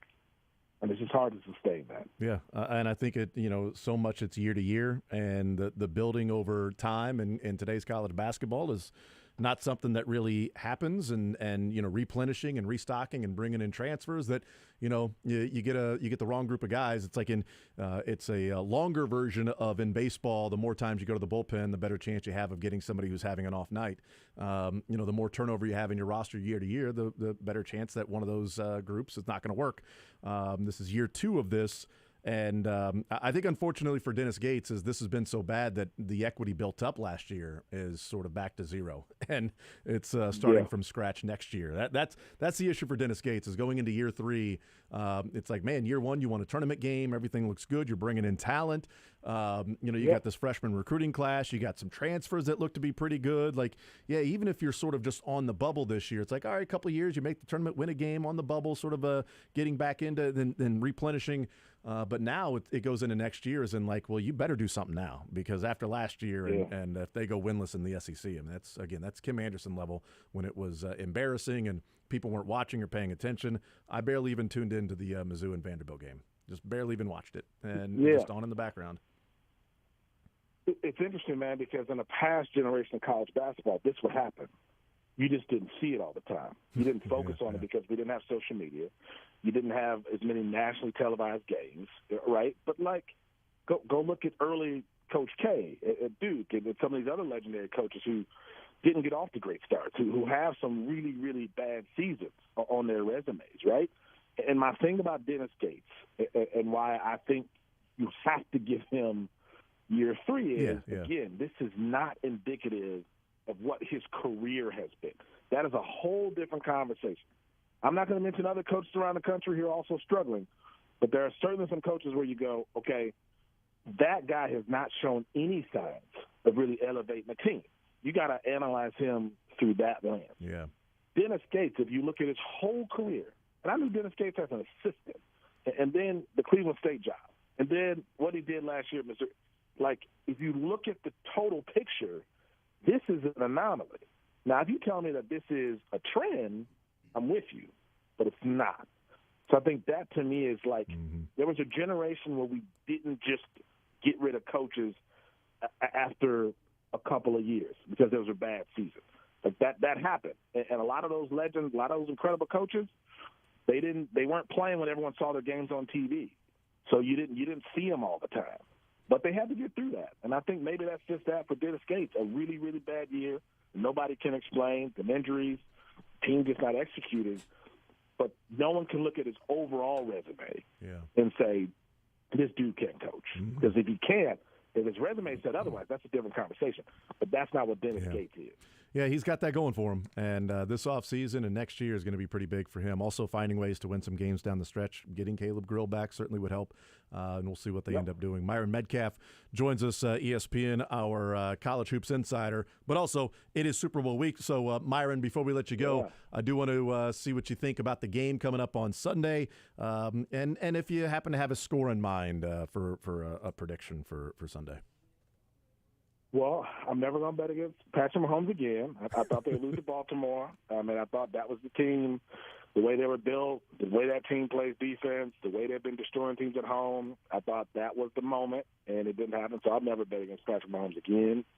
You know, obviously the thing with his dad, is that a distraction? I mean, he's just been through so much. He's faced adversity. I think he's the greatest quarterback we've ever seen. Not on accomplishments. I'm not calling him the GOAT. That's Tom Brady. Save the tweets. But if we're just talking about you need a quarterback to lead your team in NFL history, I'm picking Patrick Mahomes. So I think they win that game against Brock Purdy. I think, you know, there's just not a strong track record of young quarterbacks winning Super Bowls. Obviously, Mahomes did it, but we're talking about him in the GOAT conversation. Guys below that level haven't done that in this league. So I think I'll go 31-27. Is the number I've been thinking about. Kansas City wins. And I think they'll jump out to a decent lead because I just don't know. Like, everybody knows it's going to Kelsey. Like, everybody knows. That's how they're going to move down the field, and you can't stop it. And I think just that'll be the key to victory. But Kansas City gets another one. Yeah, we'll see. Must be hard for you all down there, right? I don't know. Oh, my goodness. We had a World Series trying to figure in the out last decade. I mean, right? We had Patrick Mahomes. World Cup is coming. Oh, Kansas basketball. Oh, the Power and Light District is amazing. It must be so hard. It's difficult. Down in Kansas City. Beautiful new airport. Yeah. How do you all do it, man? Just trying to, How are y'all surviving down there? Just turning over every stone, trying to find anything to talk about during the days. Like at night, I'm like, God, what am I going to talk about tomorrow? Just scraping the bottom of the barrel. I guess we'll get into Pete Rose Hall of Fame, you know? I guess what LeBron v. Jordan, let's really unpack that one. Let's get into that conversation that's not talked about enough. I really want to, we got to figure some things out to talk about. It's a good problem to have, man. Hey, real quick, is Andy Reid going to retire, you think? No. Or is that not? No, I think I don't think so. Your colleague Adam Teicher that covers the Chiefs there for ESPN, he has a story this morning, and it's just like, the theme around to me, Andy Reid, is like everybody that's around him is like, well, what's he gonna do? Like, I mean, if he doesn't have, his hobby is football. Like, he said that when he goes on vacation, he's like, some people read novels. I watch football plays. Like on vacation, he's just looking at plays. It's like, it's what he does. And I think with the quarterback, the coaching staff, sort of the front office in place, I think this is sort of when Andy Reid maybe thought about what his life would look like as a coach. You would picture something like this, and it'd be odd for someone who loves it that much to say, you know what, I'm done. I'm just going to go and hang out and watch plays for fun and not be around that. I don't think it's time yet. And he said that, he was asked earlier, he's like, I'm old, but I'm not that old. All right. So, I don't think he's going away for next 2, 3, 4 years, in fact. And I've even said, Myron, that, he's a lover of the history. And as he gets closer to Don Shula, if he hangs around for another 2-3 years, and all of a sudden if Don Shula's within reach, he's 50-something games away total, including postseason. If he starts to get close, now all of a sudden you might be saying, well, now a couple more years if he can still have Patrick Mahomes and catch Don Shula. So I think there's a chance that he might be coaching for a little bit longer than people think, just because that might be a motivating factor to go and catch him. So I think if he wins 11 games for the next 5 years, I think he would pass the wins for Don Shula. And that's certainly in the discussion for Andy Reid. So I don't think he's going to retire. I think he's going to be around for a little bit. And I don't think Kelsey's going anywhere either for the next couple of years. But, That's good, man. The game's better with Andy Reid. Yeah, for sure. Yeah, it's better around here too, Myron. If he retires, I have no idea what we'll talk about. And then now what do we do? Yeah, man, y'all like the Kim Kardashian of sports, man. Like y'all are just. Everything's gold down there, man. I'm jealous. Yeah, no, it's I get it, man. I am not taking it for granted at all, man. It's very much appreciated around here that we're talking about the Chiefs in the Super Bowl again, and we're discussing Patrick Mahomes last night, talking about his Super Bowl week routine, Myron. Patrick Mahomes has a Super Bowl week routine because this is the fourth time he's done this. Just unbelievable, man. Yeah, it's like a guy with his favorite Ferrari. Like, come on, man. Well, this is the Ferrari takeout on Tuesdays. Myron, you are the man. Appreciate it as always, brother. Enjoy the basketball and the football, and certainly love listening to you as well right here on Sports Radio 810 on the weekends on ESPN. So thank you for joining us as always, and we'll talk next week. Sounds good, man. Good luck this week. Absolutely. There's Myron Metcalf again when he joins us, benefiting Jackson County CASA. Great dude. Love talking with Myron. CASA, Jackson County CASA. They're court-appointed special advocates. Court-appointed special advocates. Community volunteers just like you stand up. They speak out to help children who have experienced abuse or neglect. It's Jackson County CASA. They recruit, train. They support the CASA volunteers to advocate for the best interest of the children who are in the Jackson County family court system until they have a safe and permanent home. It's jacksoncountykasa-mo.org, jacksoncountykasa-mo.org. We'll take a time out. More Zone next.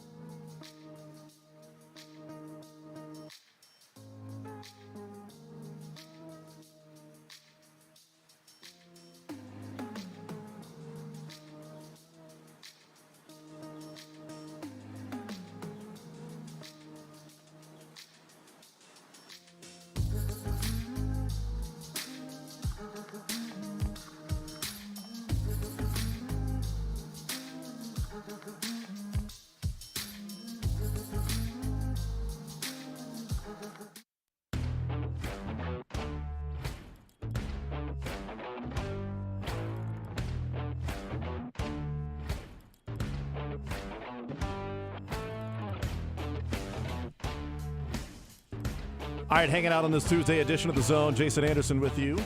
Josh Brisco, Dylan Michaels. We head up until 2 o'clock. Thank you to Myron Metcalf joining us.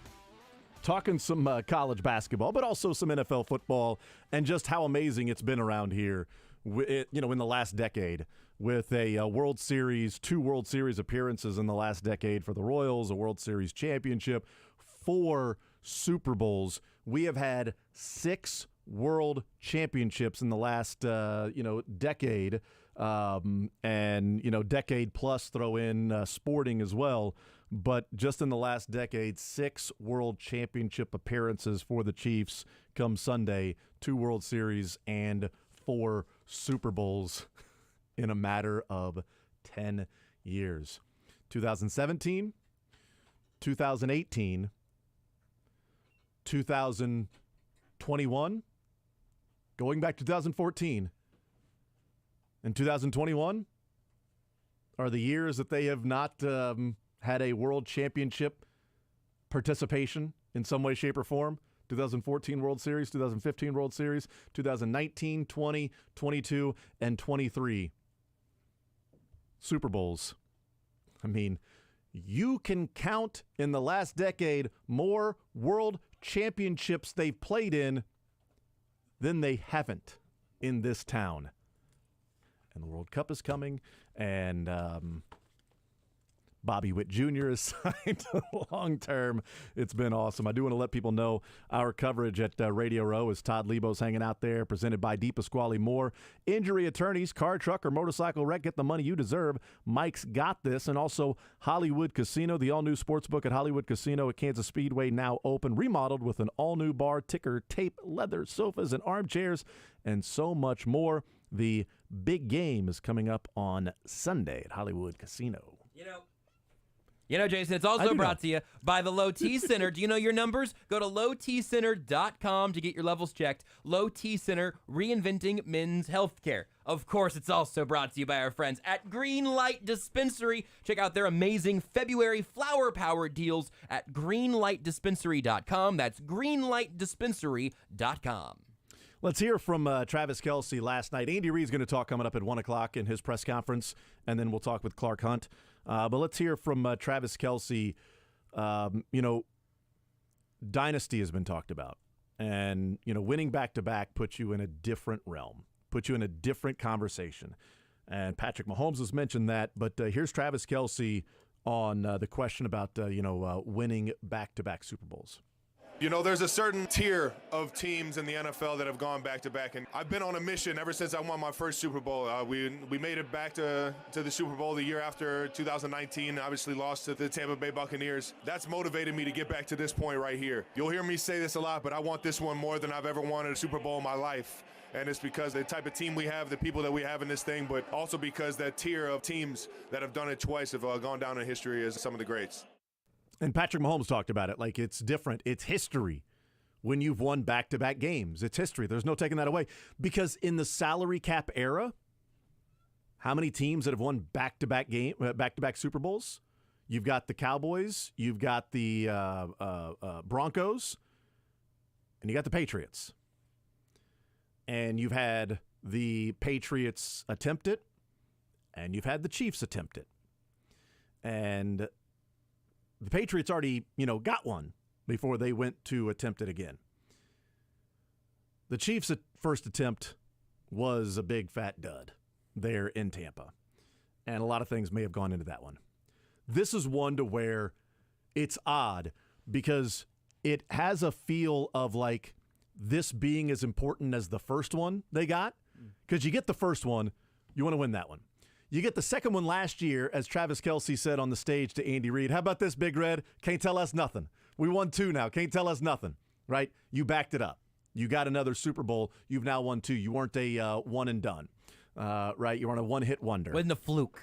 Nothing exactly fluky about this. Right. You went from winning one to losing in the Super Bowl to losing the AFC Championship game. If you never got back there again, it would be plateaued in 2019 and then just went backwards, and then you got to trade Tyreek Hill and everything that you've had to do to rebuild your organization. Dwight White, former Pittsburgh Steeler of the 70s, said it best. There's 2 categories of Super Bowl champion or Super Bowl participants that are forgotten: the losing team and the team that only won one. Oh, yeah. And, the Chiefs have won 2 in a 4-year span. Can they win 3 in a 5-year span and go down as the greatest 5-year span that we've seen?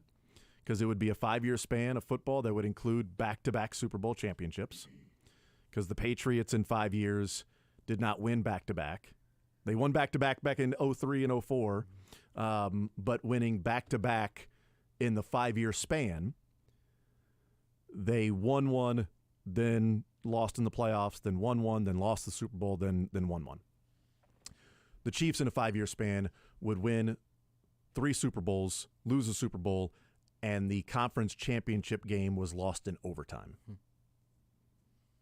If they win on Sunday, I think there is a really strong argument it's the greatest 5-year span of football for any organization, and there's no debating a dynasty over these 5 years.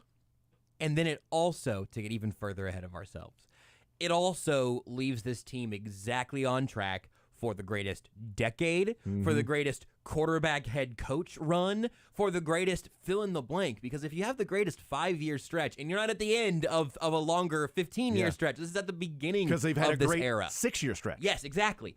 That best decade then is right in front of them to the point where you start being able to ask questions about the Patriots did go that decade without winning one. Are the Chiefs going to outshine the Patriots? That would be the conversation on Monday, I think, if they win this game.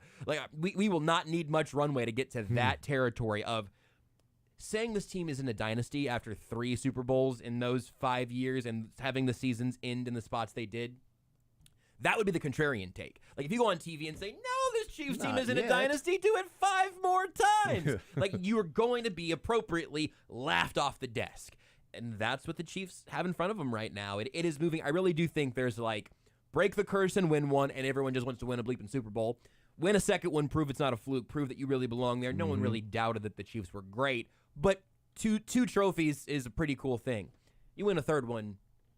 Now next year you're talking about a three-peat with a retooled group of pass catchers. I mean, there is so much around this team and that they have earned every bit of, and it's tremendous for us, and I totally understand why it's absolutely infuriating to anybody else, because Kyle Shanahan has done a lot of Super Bowl losing. He's got a couple of ugly losses on his resume. This is a big moment for him. It's a big moment for the Niners, who have always been a historic organization but haven't actually won one in a while, vanquished by the Chiefs in Miami.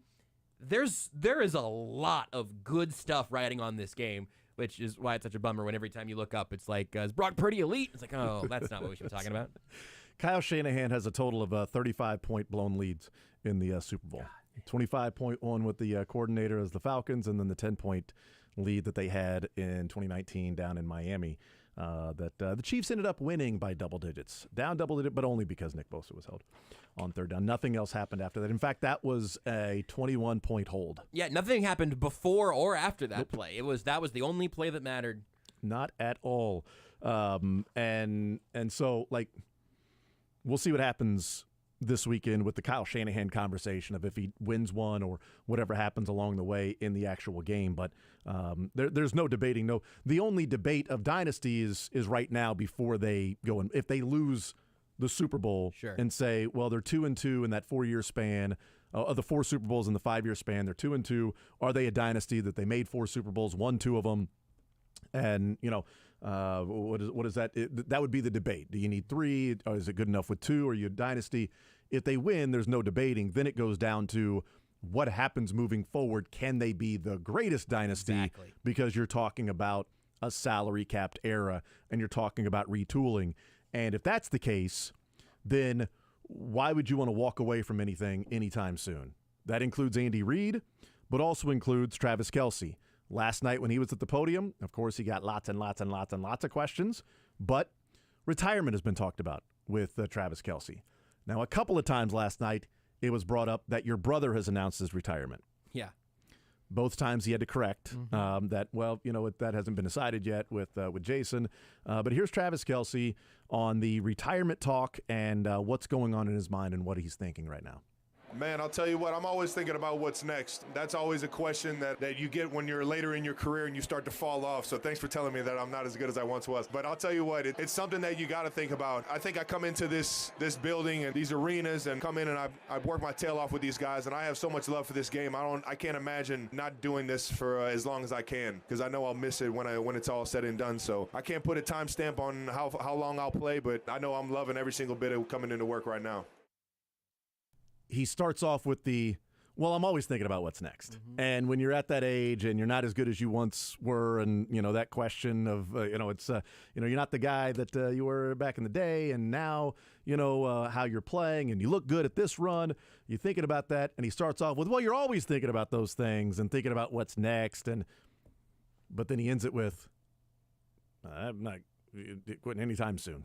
I love this thing too much, and I'm not putting a timestamp, but I know right now there's no time soon that I want to stop doing this. He's good once as he always was, you could say. You could say that.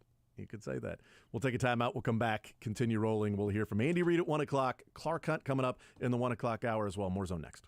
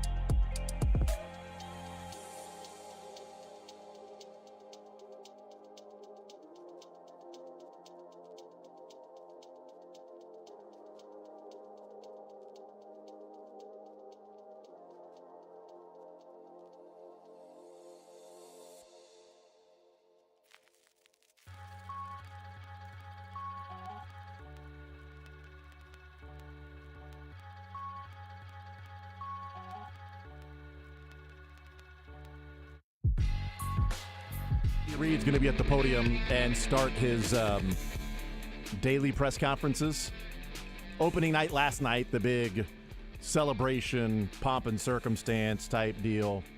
And then it starts the getting down to brass tacks, and some of the football questions will start today, going on into tomorrow and Thursday. And so we'll hear from Andy Reid coming up at 1 o'clock in one of his many scheduled press conference media availabilities. And then we'll talk with, we'll be joined by Clark Hunt, Chiefs chairman and CEO, and get his thoughts on this week heading into the Super Bowl and everything surrounding this organization right now. So that comes up in the 1 o'clock hour. More Zone rolling along right after this. Sports Radio 810 WHB.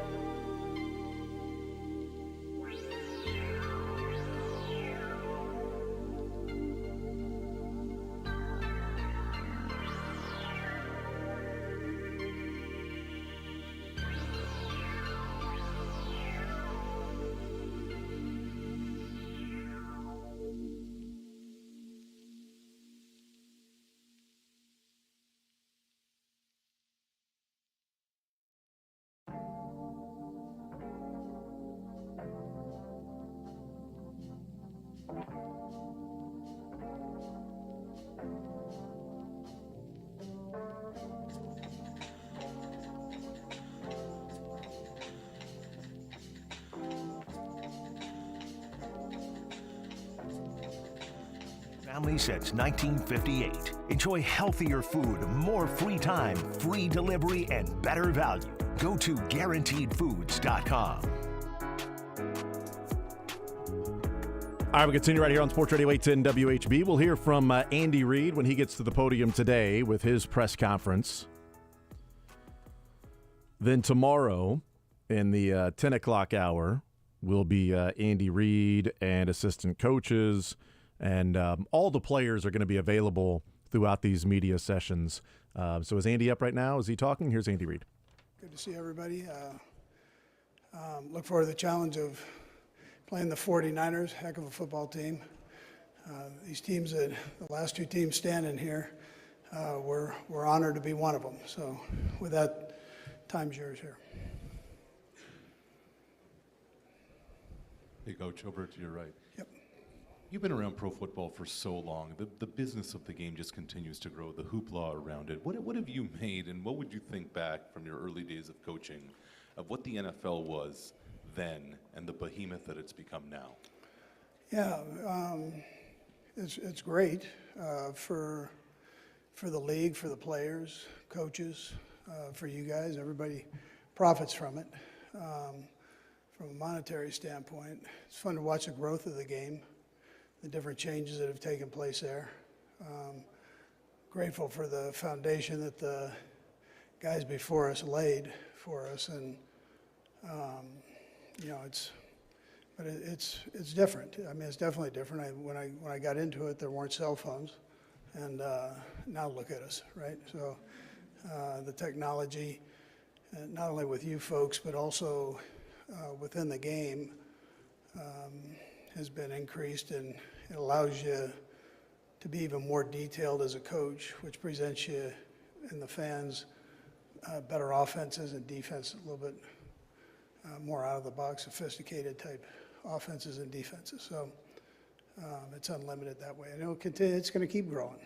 The longer we're in this, it's become not just a game in America, but a game throughout the world now. So tribute to Roger Goodell and all his efforts that he's put forward to make this a progressive, this game progressive and international. Coach Reid, over here to your left, Evan Walker with WXCI. Coach, the 49ers are one of the few teams to regularly employ a fullback in their offense. You've been around this game for a long time. Why do you think we've seen a decline in teams regularly employing fullbacks, and what are some of the unique challenges that presents? Yeah, so this is actually the first year that we haven't, since I've coached, that I haven't had a fullback. And I just had a tight end that could kind of fill that role, and that's what people are doing now. So things are so spread out that people have gone away from the traditional fullback, although they do a great job with it, and they're the number one offense. So they're doing something right with him. He's a heck of a player. But what you see with him is he can play the tight end position. He can play wide receiver position. They move him all over the place, and his flexibility within the offense makes it valuable position for them. Hello, Coach. Good morning. Federico Olvera, Amegola from Radio 13, Mexico City. Yes. Coach, what's your strategy to arrive in a good shape in January in the playoffs? What are those things you do and you say to your players to execute well on the game and mostly in the Super Bowls? Yeah, so there's a lot of hoopla that goes on with the game, and everybody patting you on the back, and all of that's great. But you've still got to practice. So when we come out here, we practice, and we go over to the field every day, make sure we get our work done. Take care of your diet. The players do that, and rest becomes important. So you try to keep them in a routine the best way you possibly can with the different events that they have, they're obligated to. Andy, a couple things. Kadarius Toney, what are his chances of playing on Sunday? Yeah, we'll see how that goes. He's been practicing, and we'll just see whether he's up or not. Yeah. And what about Jerick McKinnon as well? Jerick is not practicing. I tell you, it's slim for him to be out there. Coach Reed, last year I got to interview you and I asked you if you consider your Kansas City Chiefs a new dynasty. You told me that it was not in you to define them like that. Given the circumstances and seeing you back here again, I have to ask, has your answer changed? Are you the new dynasty? Yeah, so I think the best answer I can give you is when you're in the mix of things like we are, you don't really look at that. You're so focused in on the next game. And I think if you make that your focus, you're probably going to have a problem and get knocked off whatever pedestal people think you're on. And so this game, there's too much parity in this game to take your energy and put it in that direction. So we're focusing on this game here against a great football team, and it's going to take all our energy to do well against them. You know. Sorry. Hi, Andy. Nate. What would you like to see from Joe Thuney to make him possible to play Sunday? And as a veteran coach, how hard is it to know a guy's an all-pro and is trying to be out there, but you have to maybe make the difficult decision to not play him in the biggest game of the season? Yeah, Nate, it's strength and making sure that he's in a position that he doesn't get hurt worse than what he's got. And so that's what we look at. Do you anticipate he's going to try to practice this week? We'll see. I mean, I think it's a long shot, yeah. Coach Reed, 11 Sports, The Zone, the American football community in Belgium. You have coached in a lot of Super Bowls. You won Super Bowls. You lost Super Bowls. Which of the Super Bowls you won gave you the most satisfaction? And which of the Super Bowls you lost stuck with you the longest? Yeah, that's a good question because the ones you lose stick with you, and the ones you win stick with you. So they're in a good way. But I tell you, always the first one that you win is something special. Not that the other one wasn't, but and then the losses, you try to learn from them the best you can. And I can remember about every play from each one of those. So, yeah. Coach Reed, Jake Bodine with God Behind Bars. Yep. I, as a father of 5 myself, and you being a father of 5, how do you balance football and family? Yeah, so I'd probably add faith in there too, because that helps along that trail, obviously. So I think it's important that you spend time with your family. I've got 12 grandkids and 1 on the way, and so it's important that we divide our time up. I'm blessed to have a great wife that likes to travel and go see all the grandkids, and she has a little bit more freedom to do that. But if I'm not doing that, then if I'm not doing football or family, I mean, I'm not doing anything. I'm not a golfer. I don't go fishing and all that stuff. So it's either family or football or church. So, yeah. Coach, year over year, you have 2 new tackles. Just as you look back at the year, how have you seen them develop and confidence level of them slowing down Bosa and company? Yeah, so we had those inside 3 that were kind of the nucleus of it, and then we were able to welcome in 2 new tackles, and things started off relatively slow just because of the expectation level coming into a team that had been winning, but they've worked their tail off, and they also came from winning programs, so they worked their tail off to fit into the scheme and have done a nice job with that. So I've been happy with their progress. Hi, Andy. We talk a lot about the various player matchups, but I wanted to ask you, how about the coaching matchup? Like yourself, Kyle's considered one of the tops in the profession. What's it like going up against him? Yeah, it's an honor to be able to go against him. I think he is one of the top coaches in the National Football League, obviously. This isn't just a one-year thing for him. He's been doing this now for a while, so I have a ton of respect for him. He is a great offensive mind, but he's also very sharp from a defensive standpoint on special teams, which makes him a great head football coach, and a ton of respect for him. Look forward to the challenge of being able to do that on Sunday. Andy, Ryan Dunleavy from the New York Post. You only have 2 of your defensive starters from the last time these 2 teams played in the Super Bowl. You guys have remade your defense. It's pretty easy for teams to stick with winning guys. What prompted you guys to make over the defense so much in these last 4 or 5 years, and how have you been able to do that while still winning at the elite level? Yeah, I would tell you age was some of the factor in this world of the NFL and free agency. Things change. Brett Veach has done a nice job of bringing an influx of young guys into the program. Those young guys, a bunch of them were in that secondary, and they've gotten better here with time. So we took some bumps and bruises early last year, but they've gotten better. They got better towards the end of last year, and then they just picked up on it and have done a nice job working into this year. But I would tell you, Brett, the job that Brett does between free agency and the draft is second to none. I mean, he does a great job with all that. Coach, over here. Good, gotcha. Can you talk about just how positive Clyde's attitude has been? He spoke earlier on this season about, you know, the surprise of not being able to play in last year's game. But talk about his attitude this year. Yeah, Clyde's been great. He brings a lot of energy to that, not only that group, but to the team. And in return, he's had a tremendous year this year. So, and he and Pacheco have a good relationship, as all the running backs do. But those two have a special relationship. And as coaches, we don't care who's in or who's out. They interchange with each other, and both have they're both strong on the pass game and the run game. So, yeah.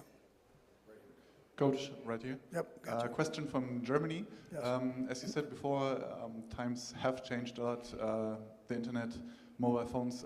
What do you say about the conspiracies that have popped up concerning Travis Kelce and Taylor Swift, like some kind of Republican conspiracies, that you guys made it into the Super Bowl to actually secretly re-elect or help re-elect President Biden? That's way out of my league. Very similar to me speaking German. Listen, we appreciate, I appreciate the question. She's been great. We had a nice visit with President Biden. That's about as far as I can go last year, with that. Andy, over here. Nope, I'm lost all the way over. Gotcha, Jeff.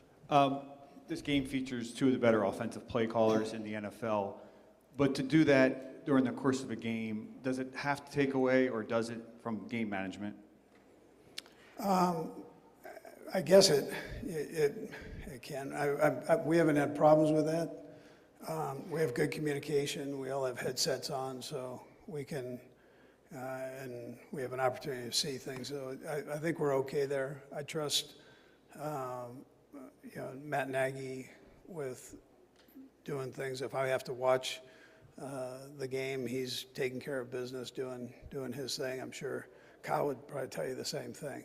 So we're there, and I think it works out okay. Yeah.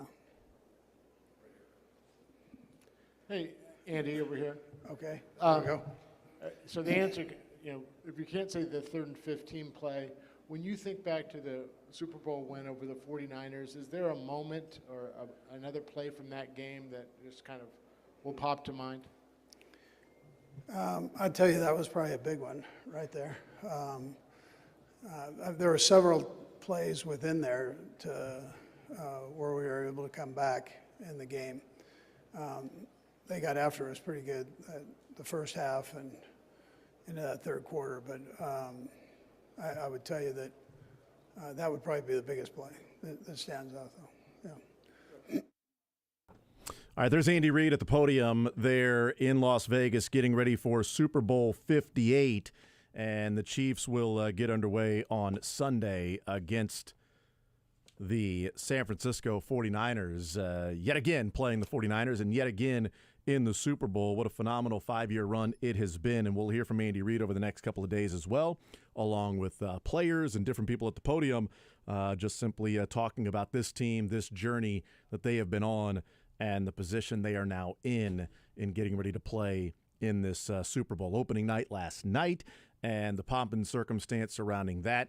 And, of course, Andy Reid being asked about, how big football has become. But also some news things in there. Joe Thuney, Jerick McKinnon, mentioned both of those guys, long shots to play.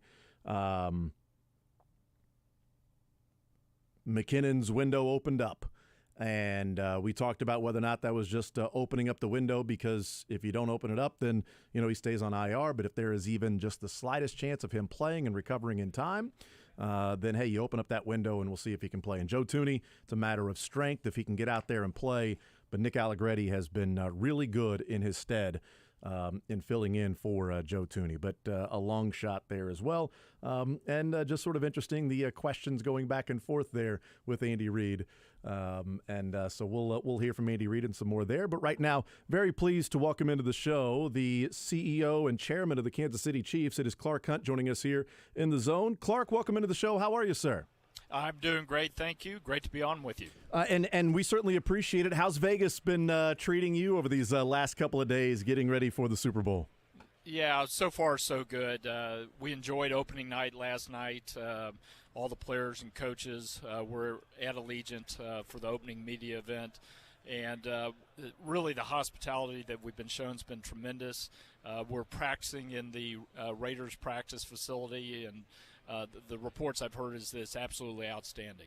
Yeah, that's been part of the backdrop of this Super Bowl, Clark, is that you guys are there enjoying the Raiders practice facility and their locker room and everything like that. We were just listening to Andy Reid get his sort of regular press conference started last night, the opening night. We know how crazy that is, but this is now 4 out of 5 years that this team, this organization, has played in a Super Bowl. And, last Monday, Josh and I were talking about just sort of looking back and moments along the way that, we end up getting to this spot where we're talking about this Chiefs team. When you were courting Andy Reid and trying to find the next coach and really identifying early on that this was the guy, in your wildest dreams, did you think that a run like this was possible or could happen? Well, certainly it was what we hoped for. My goal was to build an organization that could consistently compete for championships. Of course, back in 2012, we were coming off of a very challenging year, and I was looking for an experienced, mature leader like Andy who could help right the ship. And that's exactly what he did. He came in and beginning of 2013, we won 9 straight games, which was absolutely amazing. Something that really got lost in the narrative back at that point was the fact that Andy had taken the Eagles to 5 NFC championship games and to one Super Bowl. But he just hadn't quite had the championship success that would solidify him as a future Hall of Fame coach. So the resume was there, but that really wasn't what I was thinking about. So looking back at this point, it's not surprising that now we've been to 6 straight AFC championship games and 4 Super Bowls under Andy's leadership.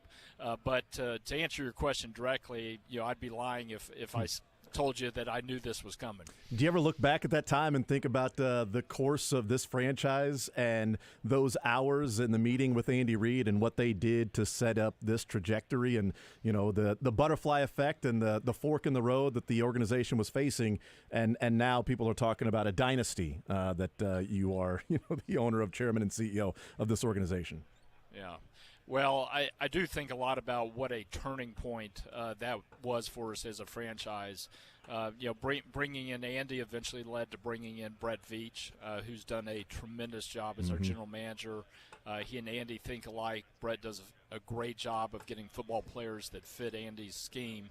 And then also the drafting of Patrick Mahomes. Along with John Dorsey, Andy and Brett, did a fantastic job of scouting Patrick and really identifying him as our future quarterback, and then helping put together the trade with the Bills that allowed us to move up to that 10th pick to take him. Clark Hunt is our guest. Andy Reid as the head coach, there's been, talk, whispers, different things of I've heard this, I've heard that, not really reports. But from your perspective, do you expect him to be the head coach moving forward to the Kansas City Chiefs? I sure do. I've seen those same reports, and I've been amazed at how much speculation there is out there about when he's going to retire. I have no sense from Andy that he's ready to hang it up. Quite to the contrary, I think he feels energized, loves what he's doing. He knows that he has one of the greatest quarterbacks of all time right in the prime of his career. So I'm expecting Andy to be with us for many years to come. Clark Hunt is our guest. Now, heading into the Super Bowl, we've talked about maybe how unexpected this run is for this Chiefs team. And I'm sort of curious from your standpoint and maybe the off the field, maybe the emotional part of it. You know, your mom, Norma Hunt, the matriarch of the Chiefs organization, and obviously your mother, and losing somebody that's close to you is certainly difficult. And I wonder, from that standpoint, Clark, how special this season has been and this postseason run has been, and maybe how special this Super Bowl championship would be if they do that in jerseys with the patch with your mother there. Yeah, we've thought a lot about my mom over the course of this season. It's the first one without her there in the suite cheering on the Chiefs, and it's been tough. And those feelings will be even more acute as we approach the Super Bowl this coming Sunday. She had the incredible streak of making it to the first 57 Super Bowls, and we were so thrilled that she was able to make last year's game and see the Chiefs win another Lombardi Trophy. But we'll be thinking about her quite a bit this week, her and my dad. The Super Bowl was so much a part of what they love to do. The two of them went to the first 40 Super Bowls together. And, of course, my dad played such an important role in the development of the game and so many of the traditions around the Super Bowl. So we'll miss him definitely. And, was so thoughtful of Patrick Mahomes when we were on stage for the AFC Championship game to mention my mom and the patch on the jersey. So she'll be on all of our hearts and minds this coming weekend. Do you ever take some time to sit back? Andy Reid has asked this. Patrick Mahomes has asked this about, do you take some time to sit back and think about what's been accomplished? And I wonder from your standpoint, we talked about you hiring Andy Reid and what has taken place in the organization since then. Do you take some time to sit back and think about, your place in the Chiefs organization of taking over and getting this organization back to prominence that your dad certainly would be so proud of, and now having 4 different trophies that don his name, and have the Chiefs winning Super Bowls when, your mother passes away, that at the end of her life she was enjoying that? Will there be a time to when you can maybe sit back and sort of appreciate what you've done in getting this Chiefs organization to this point that certainly your parents would be incredibly proud of? I do know that my parents would have loved this era of Chiefs football for sure. No one was a better fan of the club than my mom and dad. And, in terms of thinking about, my role in it, my view has always been that I really represent our fans. That was something that my dad taught me, that we do this because of the great fans that we have. And there's always another game to win. Particularly during the season, you really don't step back and think about where the club is in the hierarchy of the NFL. That's really for other people to think about. And one day when I step away from it, maybe I'll think about it at that point.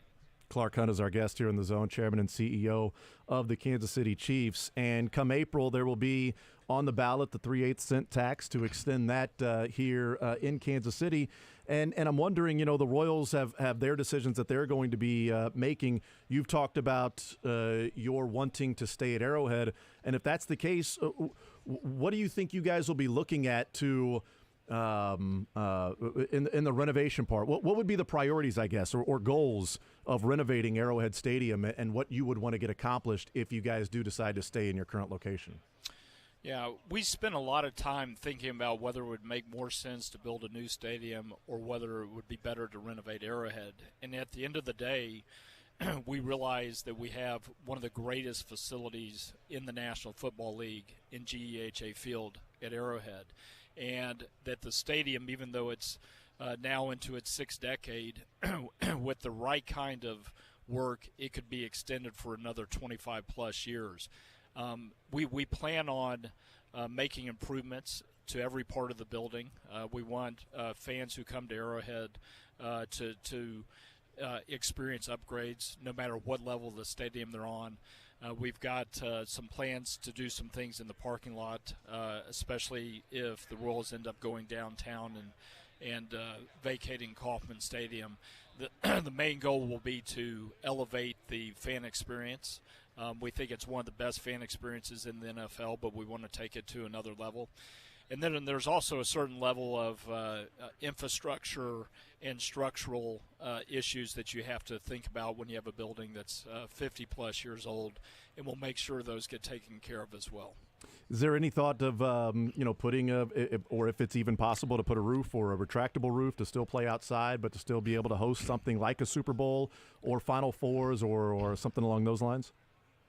That was part of our thought 18 years ago when we did the renovation at that time, and that part of the ballot measure didn't pass. And in some ways, it really may be for the better. We like playing outside. I know our players like playing on natural grass. I think it's something that gives us an edge in terms of attracting free agents. I also think it's a competitive benefit when you get to December and January, particularly those playoff games. And, of course, we had a great example of that this year with the wild card game against Miami. That game was clearly an advantage because of the weather. So we're comfortable playing outside, and that'll be our plan going forward. Clark Hunt, Chairman and CEO, last one for you. This season, how unexpected it's been, this run. I would guess from your standpoint it's been pretty unexpected that somehow throughout the season all of a sudden these celebrities are showing up into suites and Taylor Swift, and there's a whole new fan base out there, Clark, of your organization that is rooting on the Chiefs and cheering on the Chiefs. And I'm guessing your family, as Swifties have become Chiefs fans, I'm guessing your family have become pretty big Swifties. Yes, and I already had a number of Swifties in my household. I've got two daughters who are huge fans of Taylor Swift, and it's been so much fun to have her join the Chiefs kingdom. The most important thing, I think, is that she and Travis obviously have a very special relationship, and we couldn't be happier for the two of them. But this is something you certainly never think about or never plan for. She has an incredible following on a global basis, and we definitely have a whole bunch of new fans because of her. Absolutely. Clark Hunt, Chairman, and it's good that you guys are winning, too. It makes it a lot easier for them to jump on board and say, hey, this is cool. This is just how it's supposed to be, just winning. Taylor Swift's first year in the NFL, she goes to the Super Bowl. That's a heck of a start to her career. Clark Hunt, Chairman and CEO of the Kansas City Chiefs. Clark, thank you so much for joining us. I appreciate it. Have some fun there in Vegas, and obviously best of luck, and bring back the Lombardi Trophy with you. Thanks very much. Great being on with you, and I look forward to seeing the game on Sunday. We're going to try to get another Lombardi. Let's see if that can happen. Clark Hunt, Chairman and CEO of the Kansas City Chiefs, and certainly that is the plan, is this time next week to be talking about a parade and to be talking about 4 different Lombardi trophies there at Arrowhead Stadium on display.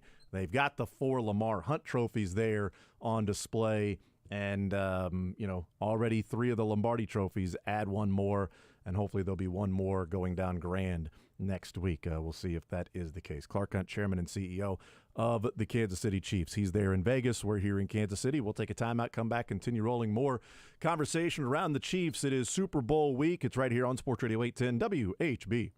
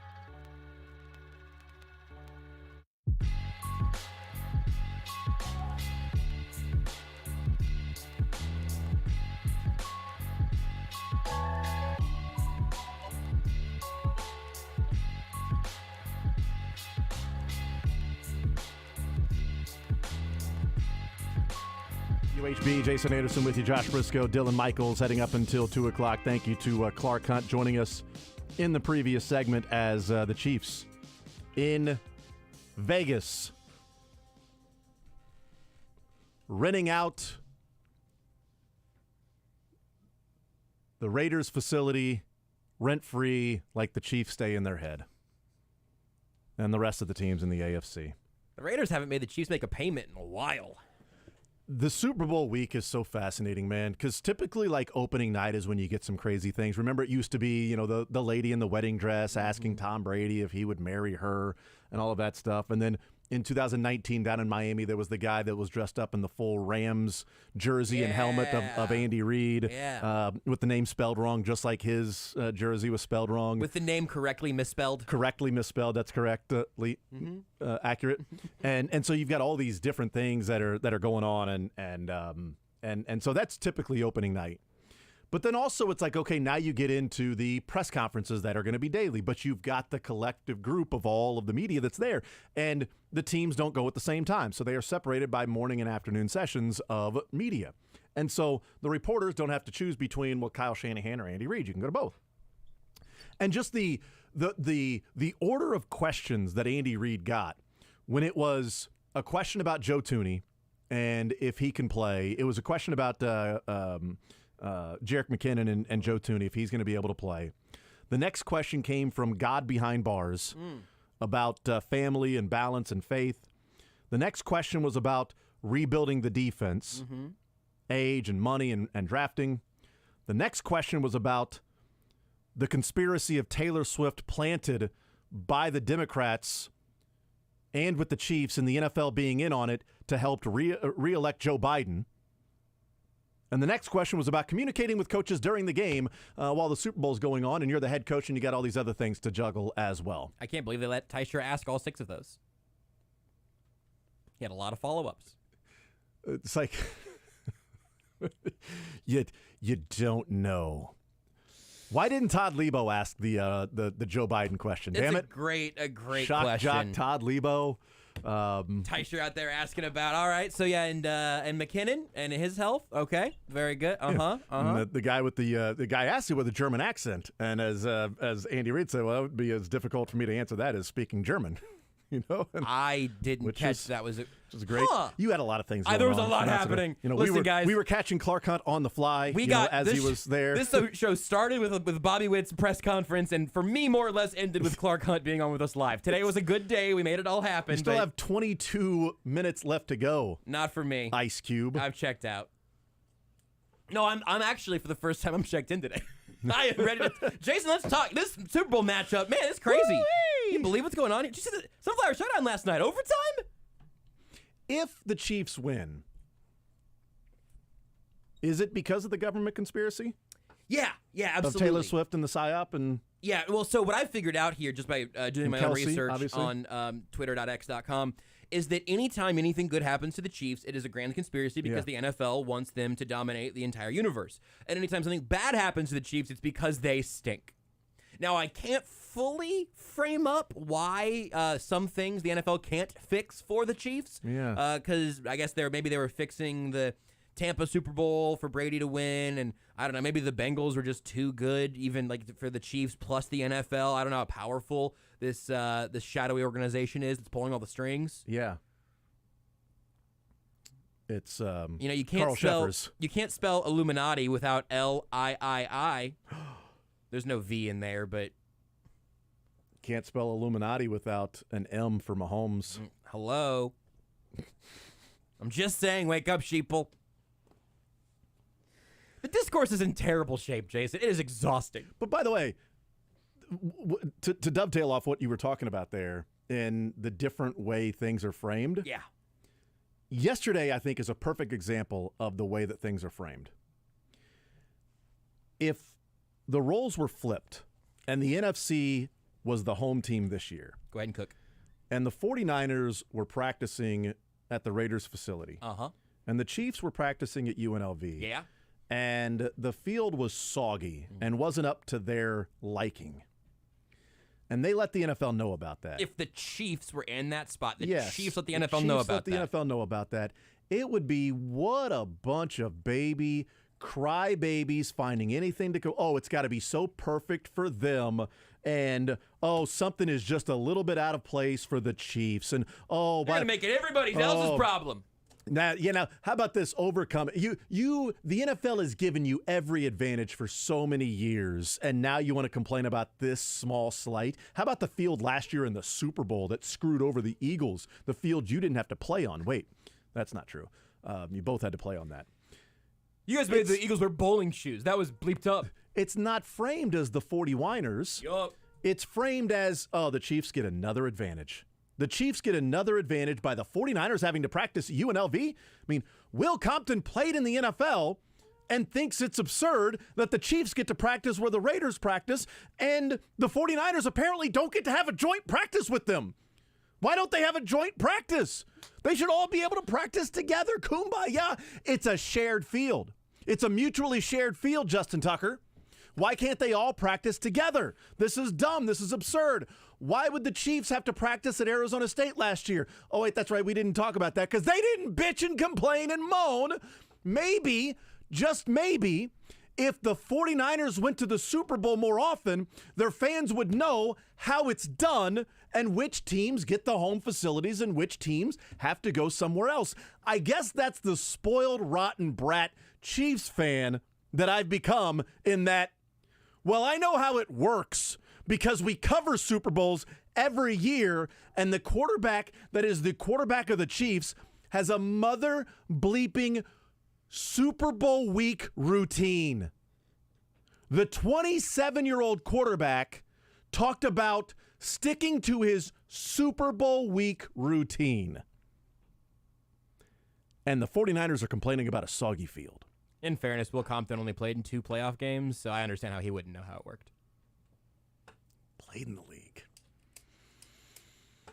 Played is a very liberal use of the word played, but yes. Yeah. You can get it, Will Compton! But the cognitive dissonance, the willful ignorance. Yeah, dude, it's and infuriating. just being generally obtuse to, yeah, we know why the Chiefs got the Raiders home facility. We know why this is going on. Come on, we're not dumb. We understand. Like some of the responses to those. And even when people are correcting them and saying, see, yeah, right, you believe that, and I'll understand what's really going on. Like, how do you go through life like that? I don't know. Can you really go through life like that and just think that everything is some sort of a conspiracy that the NFL is trying to make the Chiefs win? Everything's a conspiracy. Everything you don't like is a conspiracy. This dead serious take time. That mantra, that mindset is the worst thing that could happen to sports right now because you're going to lose all of it. It's all like sports as a concept loses the joy when that's the way you think about everything. The Chiefs lost to the Buccaneers because they lost their tackles in the weeks leading up to the Super Bowl and it all fell apart. We all saw why it happened. The Chiefs were very nearly out of the running. If Patrick Mahomes' ankle gets bent a little further or it goes a little worse right there, all of a sudden the Super Bowl's disappearing from the Chiefs' memory, from all of our memories. If you live your life in the mindset of if they win, it's fixed. If they lose, sports are good again. You are don't watch sports anymore. You're going to have a miserable time. You don't even get, just please do it like they used to do in the 90s and just hate the guy. Just say, bleep Michael Jordan, man. He keeps crushing my soul every year. I'm not going to see my team win a title because I got to get through Jordan at some point. Because I got to get through LeBron at some point. Because I got to get through the Warriors at some point. Because I got to get through Tom Brady at some point. Because I got to get through the Kansas City Chiefs at some point. Just let that be your logic. That's okay. Just hate them. Instead of being such a whiny little loser to be on Twitter talking about all the NFL wants to give the Chiefs all these advantages because of Taylor Swift. What was it last year? Taylor Swift joined in progress. I don't understand. Unless you think that Roger Goodell could have sat in front of Taylor Swift in a dark room with a single light bulb about a year ago and say, listen, Taylor, play it slow, but I think you'll really fall in love with the personality of Travis Kelce, and we got it all figured out from there. Unless you think Roger Goodell can do that, this is bull bleep. The joined in progress line is great. If this is a conspiracy around Taylor Swift, then how did they win last year? Well, because the NFL wants them to win every single year. You know how they forced Mahomes to Kansas City by letting him go 10 overall? And trading with the Bills. And also, by the way, the NFL wants the 40th media market to be the team that wins every year. Maybe they picked up Andy Reid off the scrap heap and found the best quarterback of all time at number 10 overall in a draft and traded up to get him. Maybe that's what happened. What's going to take the NFL to the next level? What if we made Kansas City the epicenter of NFL football? What if we created a football player in a lab, called him, I don't know, Patrick LeVon Mahomes the second. I'm just spitballing we'll here. Have to find a first. Yeah, we'll create the first. This is a long play. This is a long play. This was back in 1960 when the merger happened. We got to credit Lamar Hunt. We want to make sure. Yes, that's right. Want to make sure that everything is good to go. How do we do this? Well, we have to have a Patrick Mahomes the first. Then we can have a second, and then eventually we'll have Andy Reid that hones his craft with the Eagles, and then we'll have this whole he's burned out. It's time for a different voice there in Philadelphia. There will be 50 years of losing between these 2 mile markers, by the way. That's right, because you don't want it to be obvious.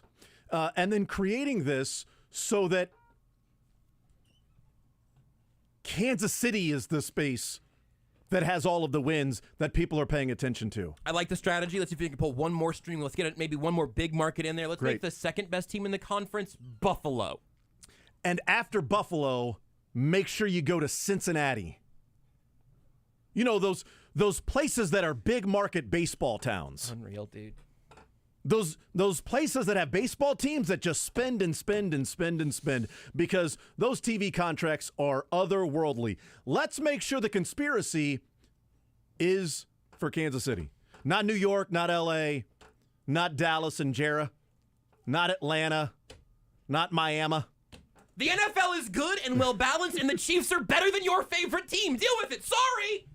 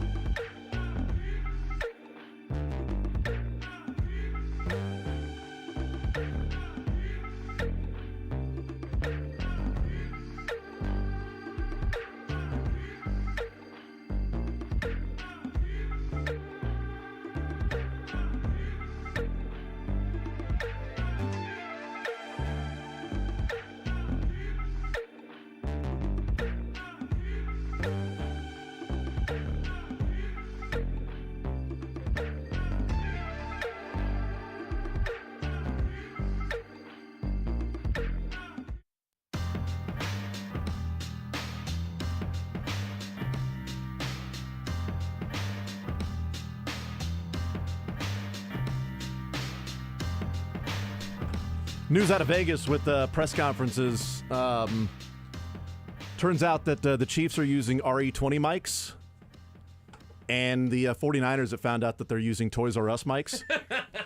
So they're not happy about the press conferences, that the mics that they're having to use. So that's something the NFL, I think Roger Goodell will probably be asked about that. It's one of those mics that like sounds like it's affecting your Yeah. voice. You sound like a robot. Like Brock Purdy here. I may be a game manager. I may not be. It actually, every mic makes him sound like Bane. I will Brock you. Instead of I will break you. I will Brock You will lose. Yeah, so it's interesting. Also, the spread for lunch was different for the 49ers as opposed to the Chiefs. Yeah, I saw the Roger Niners just Goodell. got a handful of loose Triscuits. I thought that was weird. Yeah, the Chiefs got like steak and lobster, surf and turf. And the 49ers, they actually just scraped the grill of the steak and lobster that they made for the Chiefs and just threw it on a plate for them. George Kittle appears to be doing his press conference from a dog bed. That's way too... Not a big dog bed either, like for a puppy. It's weird, yeah. They're going to have to get to the bottom of this as to all these things going on there in Vegas with the 49ers. Brock Purdy's doing his live from the top of Allegiant. That does not seem safe. It's odd. Why would he do that? Patrick Mahomes had extra security. It's the only way he's going to be on top of the Chiefs. Hey! Yeah. Got him. I just hope that the breakfast for the 49ers tomorrow is perfect, because if the eggs are not fluffy enough, we know they'll complain about them being soggy too.